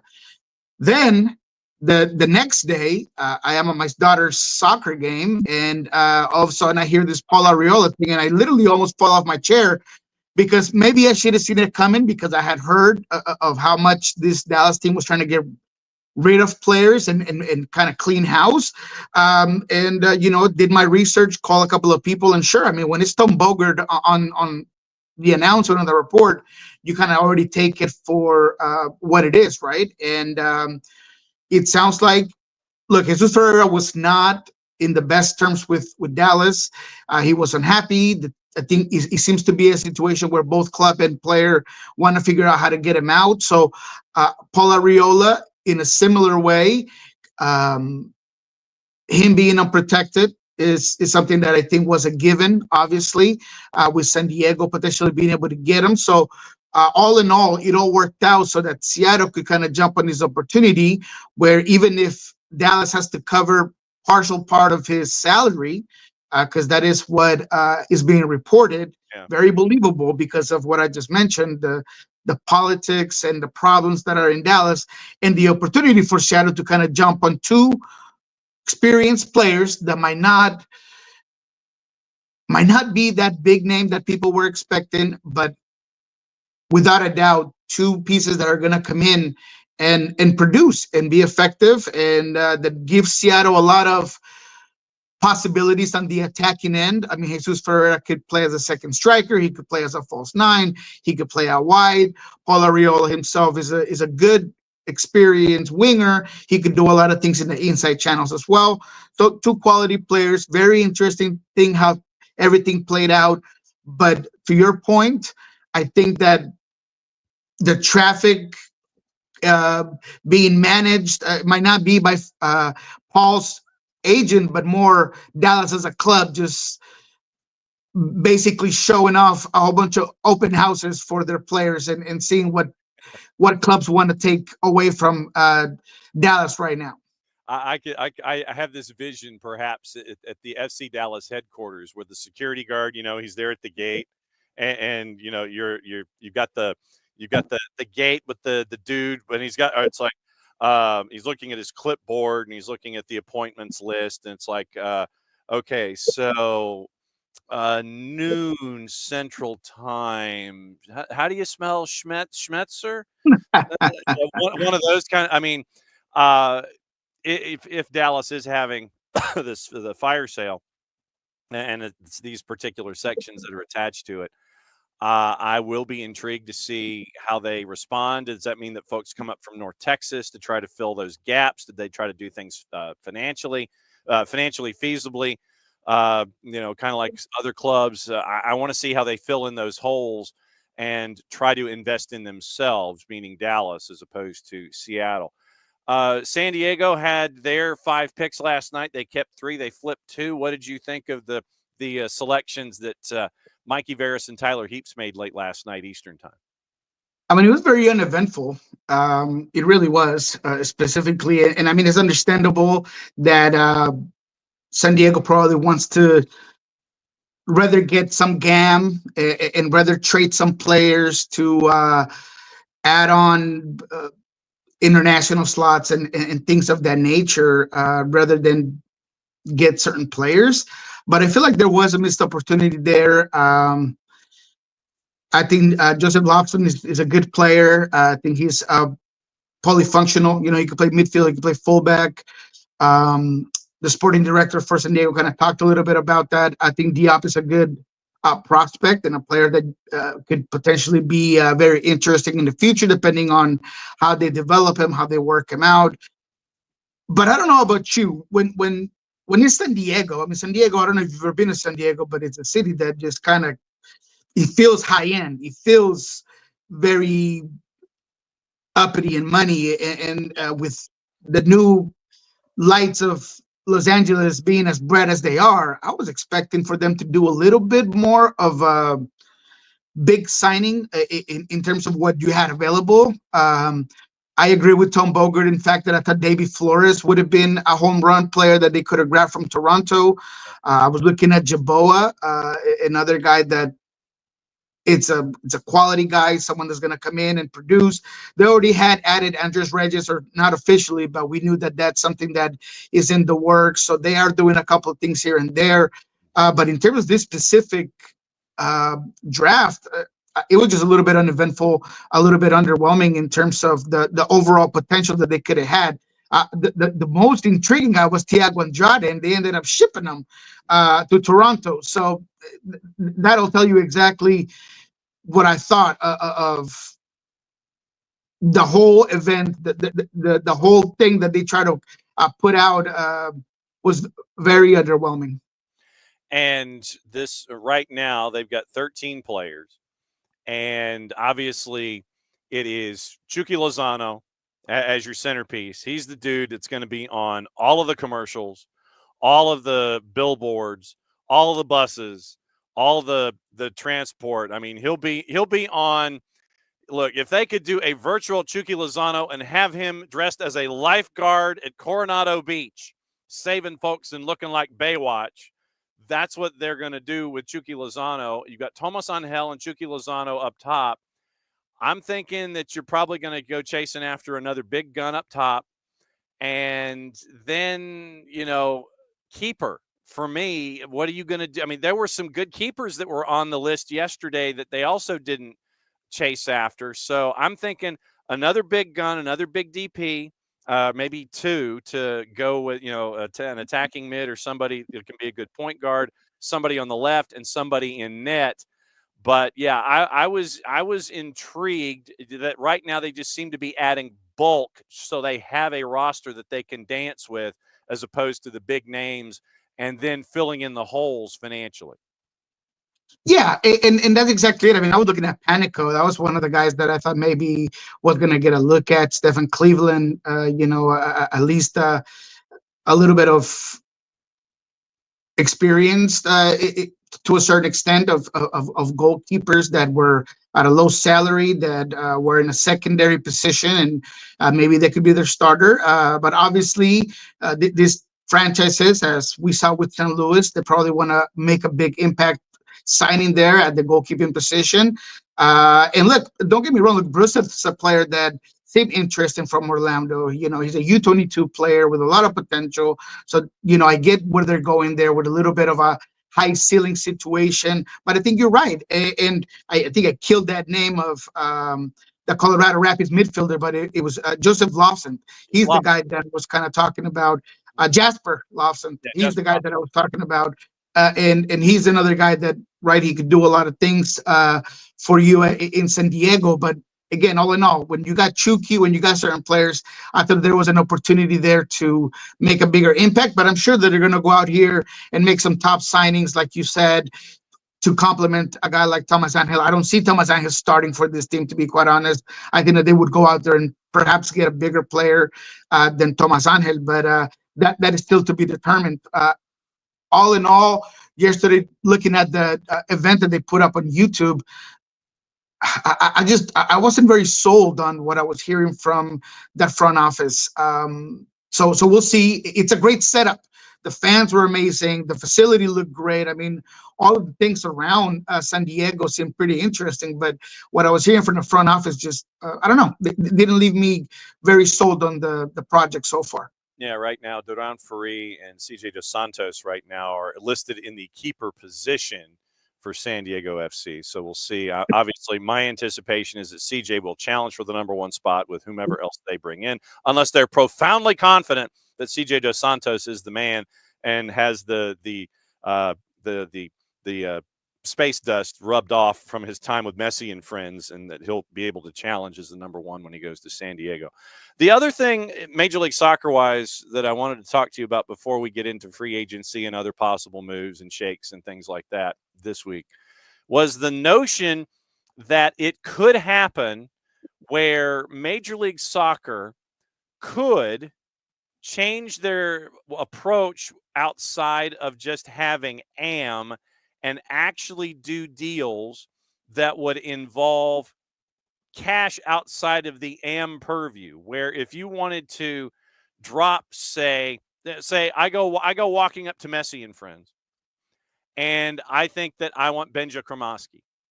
And instead of being laughed out of the building by Raul Sanlehi and Jorge Mas, they can sit there and name a price, 10, 15, whatever, million. You could go, okay, sold. And then that would be outside of what we traditionally have with Garber bucks, with GAM and TAM and what have you. And you could have the idea of those kinds of deals inside the league if it's approved by the council of elders. What did you think about that finally, possibly, probably, maybe, perhaps coming to the fore as another way to do trades inside the league? I think it's reasonable. And look, I think what we're seeing from MLS is that they're slowly and in their own way shifting to the way the world does things. Not something that I feel like it's necessary or that it's essential, but from talks about switching the calendar to talks about simplifying the way this type of transactions happen and getting rid of some of those Garber bucks. I love that term. I mean, it is ongoing, and it is something that I am for. As long as you don't lose certain things like the salary cap space, which I believe, and I'm still an advocate for. But yeah, no, I think that there is already a system, and this is something that they've been talking about for at least a year to try to do. And now it's a real conversation. Now it's a real possibility. So I'm all in on it. All right, so the off-season calendar, like I said, free agency, we've been talking a lot about free agency, and that's going to kick in about 2 hours, where people are going to be knocking on doors and trying to storm the gates of their favorite players and pick up what we're staring at here. So bona fide offers and all that stuff. The Adidas MLS College Showcase going on through Saturday. The expansion draft was last night. End-of-year waivers is also at 2 p.m. your time, 5 o'clock. East Coast time, so that's reverse order. So once again, San Diego gets the 30th pick, eligible for selection players who don't meet minimum requirements for reentry process or free agency. Tomorrow is reentry stage 1. That's a part of everything. When you look at the activity of today, end of year waivers, free agency opening up, how exciting do you anticipate this day will be? Is it going to be everything that happens like right at 1 o'clock Eastern time, the storming of the gates, you get this rush of signings? Or are you anticipating, yeah, we'll get one, maybe another, and it'll be just kind of dialed out over time? How exciting are you anticipating this day being with free agency and such? I think it's going to be a little bit slow. I anticipate it to be a little bit slow. I anticipated, the reentry draft is today as well, right? If I'm not mistaken. Yeah, 5 o'clock, 2 o'clock. I feel like there'll be some interesting signings, but the bigger moves, I feel like they will get done in a slower fashion. So I don't think it's going to be exciting right off the bat. I think it's going to be one of those horse races where your horse is kind of in the back until the last final third of the race. I think that's what we're going to see here today. It's going to be interesting to see how those bigger contracts of some of those players that are essentially either close to finishing their contracts or completely out of contract or in talks with teams. Like let's say here in Seattle, Joe Pablo was a guy that the club was supposed to be negotiating with. It sounds like there has been nothing done at this time. So how does that play out? I'm interested to see how some of the bigger players like Matias Rojas, what happens with him. That he's a guy that I thought was going to perhaps get picked up by San Diego FC if there was going to be a big impact move being done. So that I think is going to be a little bit slower than people anticipated, but I think there will be some excitement at the end of the day. Is Rusnak coming back to Seattle, do you think, or what would it take for him to come back? Hey, that's a great question, and let me try to compartmentalize everything that's going on with Seattle. So, look, this Jesus Ferreira move, very likely move, gives Seattle a little bit of options, right? I mean, I've been saying for a long time that Albert Rusnak, who was at a 2.3 salary or so, he was going to ask for a raise. That was going to be that was going to be for sure. There was no doubt in my mind about that. I think he would be asking for about $3 million. I don't know if Seattle would be willing to pay him that. I don't think that they should. I mean, $3 million is a lot of money for a Cam at his age. So do they play a little bit of hardball? What I know is that the team wants to bring him back, that they are appreciative of what he's done for the team. He's been extremely productive. He's been a guy that has grown into that position, and he's coming off his best year. So do they want to bring him back? Yes. I think that right now the probabilities are high that he returns, but it's going to end up being a thing of how much money are you asking for, and does Seattle call the bluff? I mean, you and I both know that my agent is going to go for the highest number he can possibly get to get you to fold. And then, just like as you would in a car dealership, you're like, all right, man, you don't give me that lifetime oil change and free warranty, man, I'm walking out the door. How far off the dealership is Seattle willing to let Albert Rusnak walk? That's going to be interesting because a guy like Jesus Ferreira can provide some of those things. We talk about Jesus Ferreira, right? And that is a situation where if they can reconstruct his contract and figure out a way that not necessarily taking a pay cut, but manipulating everything, can you bring him in without being a DP player? Then that gives you an option if you're Seattle. If you move on from Albert Rusnak, can you go out there and get another player? I don't foresee that happening. They would perhaps give the DP to Jesus or maybe a Jordan Morris and use that more as a economic format to just kind of move around some money within, like Garth Lagerwey used to do back in the day. So I think Albert will be back if I was a betting man. But I think there's going to be some real poker faces in that room, and it's going to be interesting when each of them show their cards. So I feel like it's going to be a slow negotiation, and we'll see how it plays out. Now, I mentioned, since you were mentioning Rusnak and Ferreira, I went ahead and checked out the last numbers from the pay window for both. And you've got Rusnak's numbers right there, 2.15 million base, 2.21 and 2/3. That's the full compensation package last year for Rusnak. Ferreira, by comparison, is almost a wash. 2 million base, 2.204. So basically, you're looking at $17,000 difference in full compensation last year with Albert Rusnak and Jesus Ferreira. So they're same ballpark, but to your point, I am intrigued to see what the agents will be asking for in these particular situations, since they're basically the same financial layout from last season. Right, and that's kind of the interesting part, right? Because I understand that fans are not going to be excited about a signing like Jesus Ferreira because they're waiting for this huge signing from abroad that's going to come and change the face of the franchise. But if you put that move in a vacuum and you look at it for what it is. I mean, Jesus Ferreira is 23, going on 24. He's a high prospect guy, a guy that was supposed to be in Europe about a year ago. That's a U.S. men's national team that can do a lot of different things, that has been productive. Maybe not the last couple of seasons between injuries and, quite honestly, the S show that Dallas has been in so many ways. And so I have a hard time blaming Jesus all on his own. So when you have a guy that has a high ceiling and you can get him on a free, and again, my understanding is that the plan is to bring him as a non-DP player. I mean, that's a hell of a move. Mm-hmm. Now, is that Mm-hmm. amplified by you doing more? That's where I'm not sold. That's where I'm not sure if in this specific window that's going to happen. So when you go into a Club World Cup with David Ferreira as your big signing, I understand where people would be critical and would not feel as excited as they perhaps would have with another bigger name.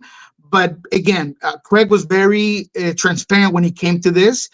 I asked him, hey, is there an obligation for you to go out there and get a big name outside of MLS? Someone that's proven, not a high-end prospect, but someone that's proven. And he literally said, the only thing I'm going to push back on is outside of MLS. So it makes sense that this is that guy that they were looking at. This is the guy that's going to be their big signing. So we'll see how it plays out. But I understand why people would be a little bit critical of the move. But again, in a vacuum, individually, the move is a good move. Okay, so what's going on with Pulso Sports on the soccer bar so folks can, when they stop watching us, gravitate toward you? What's going on?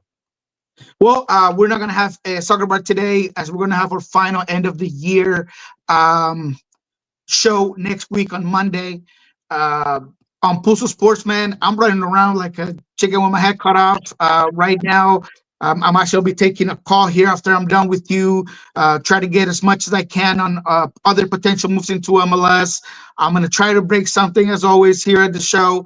I do want to have another open mic with fans about this whole thing. We had one last Friday, and it was a success. People got to talk. People got to ask their questions. So I might do one similar in my X space, and then we're going to put it up on our YouTube channel at Pulso Sports. But we're working on a couple of things. I'm hoping to get Jeremiah, maybe Ari, to put together a roundtable, Jackson Phelps perhaps as well, to talk about a lot of these signings, where the Seattle Sounders are going, and what the expectation is going into 2025, just to close out the year with a big bang. But, I do want to say that I'm very happy with the way the year has kind of pulled through. I really appreciate you, your audience. So check it out. We'll be at Pulso Sports. End of the year stuff is always kind of fun. It's a rerun of the whole year. It's a little bit of news here and there. I mean, this one started off pretty quickly. That David Ferreira thing came out pretty quickly. Usually it takes a little bit more for the big news to come out, but that's the way the market works sometimes. No doubt about it. So be safe, my friend. We will catch up with you next time. And as always, what cup of coffee are you on this morning? 2? Oh, man, this is cup number 3. I've been up since 4, so it's been a bit of a busy morning. But there are a lot of things here in the works, man. I mean, I'm looking at my computer, looking at my WhatsApp, and I think that is going to be a big off season for sure. Okay. As always, it's going to be great to see what's going on. Love you very much, my friend, and we will catch up with you next time. Enjoy that cup number 3, and we'll see you later. Sure. Have a good one. All right. There goes Niko. It's always fun to catch up with Niko, and to get his intel on the West Coast. We thought that when we were bringing out all of our guests, that to have all these different voices from all these different places was part and parcel to how we could continue to grow and to educate and to inform about what's going on every single day, and to have all these different voices at all these different times during the week, whether it's Kaler with USL, where Marcus Epps, by the way, has apparently joined Lexington Sporting Club from Hartford Athletic this morning. So when you have all of the guests that we can bring in, all of our steady guests that come in and bring in their input every single week, and then the guests that we can bring in occasionally or because of breaking news or things like that. It's always fun to be able to do that on a daily basis. And like I said, we couldn't do it without you. But no, thanks again for all the support that you guys have given us all the time, and we're going to keep going. We'll be back in less than 22. Reminder once again before we go: vote, vote, vote, vote, vote, vote, vote. sportspodcastgroup.com. Go into the sports category. Best Sports Talk Podcast. Us. And we are one of the 12 going up against New Heights from some family called the Kelseys. The SV Pod with SVP and Stanford Steve. Bill Roden on sports and the Bros Pod. Us and 8 others. So, Abby, I don't know. Maybe you can go from like different computers and vote more than once, like go to a laptop, go to a desktop, go to a library, maybe. Just saying. Like I said, I'm not going to condone or endorse somebody who knows how to register a bot, but I don't know, like the Football Content Awards where they had 50% from the judges, 50% from the popular vote. I don't know what the breakdown is with this. They didn't mention a percentage. So vote, show your support. If you can vote more than once, who's to say? Like I said, I can't readily condone voting more than once in a situation, but we'll like I said, Cook County politics in Chicago in the 70s and 80s, and so yeah, definitely different email addresses. So that I think you can do. All right, gossip, rumor, and innuendo: what to watch, where to watch it, how to watch it. Before we get out of here, okay. Let's get into what to watch, where to watch it, how to watch it, because you've got Europa today, I think, and you've got first leg of the Apertura final. See, Apertura and Liga MX, they ain't messing around. Europa League, 12:45, Roma and Sporting Braga, 3 o'clock, Ajax and Lazio on CBS Sports Network. 2 to NA's got League 1 of America and Monterrey at 8:30, Univision simulcasting. DAZN has Women's Champions League 2 at 12:45, Vålerenga and Arsenal, Bayern Munich and Juve. Hammarby, Barcelona's at 3, along with Man City and St. Polten. Paramount's got all the Europa League action and all the Europa Conference League action. Boy, do they have it all. We'll go through all of the juice boxes quickly in a bit. Let's see. Is there anything collegiate soccer-wise? I don't think there is until the weekend, is there? Actually, there is. The D2 men's tournament semifinals are today. Charleston, CSU Pueblo, Lynn, and McKendree, 3 and 6 at NCAA.com. So like I said, we're catching up with Jay Entlick to find out about life at the Sportsplex at Matthews and all the things that they're doing up in suburban Charlotte as they're getting ready for the NCAA Women's Division II tournament. So we'll catch up with that. Okay, so gossip, rumor, and innuendo, and then the juice boxes before we get out of here. And we will let you get on your way and go watch. I think Chelsea and Astana are actually going on right now, as a matter of fact. So do we have Thursday's gossip? Yeah, okay. All right, Liverpool have made João Pedro a priority for next season, signing him from Brighton. Manchester United want £40 million for Rashford, except there are unlikely to be any bidders in January. 4-letter paper. Take the information at your own peril. Real Madrid losing hope of signing Alphonso Davies. Crystal Palace active interest in Fluminense's 27-year-old Jean Arias heading into the January window. Manchester United have added Dusan Vlahovic to their striker shortlist. Yeah, if he beat Manchester City 2-0, I could see why. A lot of Premier League clubs are monitoring 30-year-old Mozambique left-back Reinildo, who is out of contract with Atletico Madrid next summer. Crystal Palace, Everton, Fulham, all interested in Lyon French winger Ernest Nuama. Wolves keen on extending the contract of Nelson Semedo. Juve weighing up a move to sign Cesare Casade on loan from Chelsea, linked also with Monza. That's from Calcio Mercato. United are in no rush to bring in a high-profile replacement for Dan Ashworth. The sporting director believes they have capable executives who can take on his responsibilities. Technical director Jason Wilcox could oversee the transfer plans in the window while a replacement is sought. 4-letter paper. West Ham considering a striker on loan with Mikel Antonio's injury, keeping him out for the rest of the season. That's from GMS.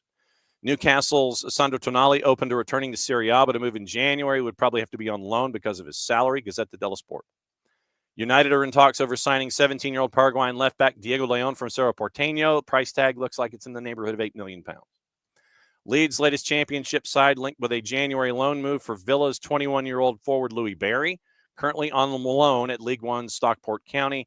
Spurs in advance talks to sign 17-year-old Irish forward Mason Melia from St. Patrick's Athletic. All right, now, since we did that, let's get into all of the Europa League and Conference League numbers, and we'll blow through them quick. 12:45, Roma favored at home against Braga. Hoffenheim favored at home against FCSB. AZ Alkmaar road favored at plus 141 at Ludogorets. Malmo home dog to Galatasaray, who's a plus 108. Malmo's a plus 233. Olympiacos minus 137 hosting Twente. PAOK minus 114 hosting Ferencváros. Manchester United minus 167 on the road to Victoria Pilsen, who's a plus 429. Royal Union minus 141 hosting Nice at a plus 396. 3 o'clock. Ajax a plus 131 hosting Lazio at a plus 200. Bodo Glimt minus 185 hosting Besiktas. Elfsborg and Karabag throw a blanket over them both. They're within the margin of error in and around plus 160 on both. Your draws a plus 252. Porto minus 370 hosting Midtjylland at plus 945. Lyon plus 116 hosting Eintracht Frankfurt at a plus 220. Maccabi Tel Aviv at a minus 179 hosting RFS at plus 493. Rangers at a plus 190 hosting Spurs at a plus 124.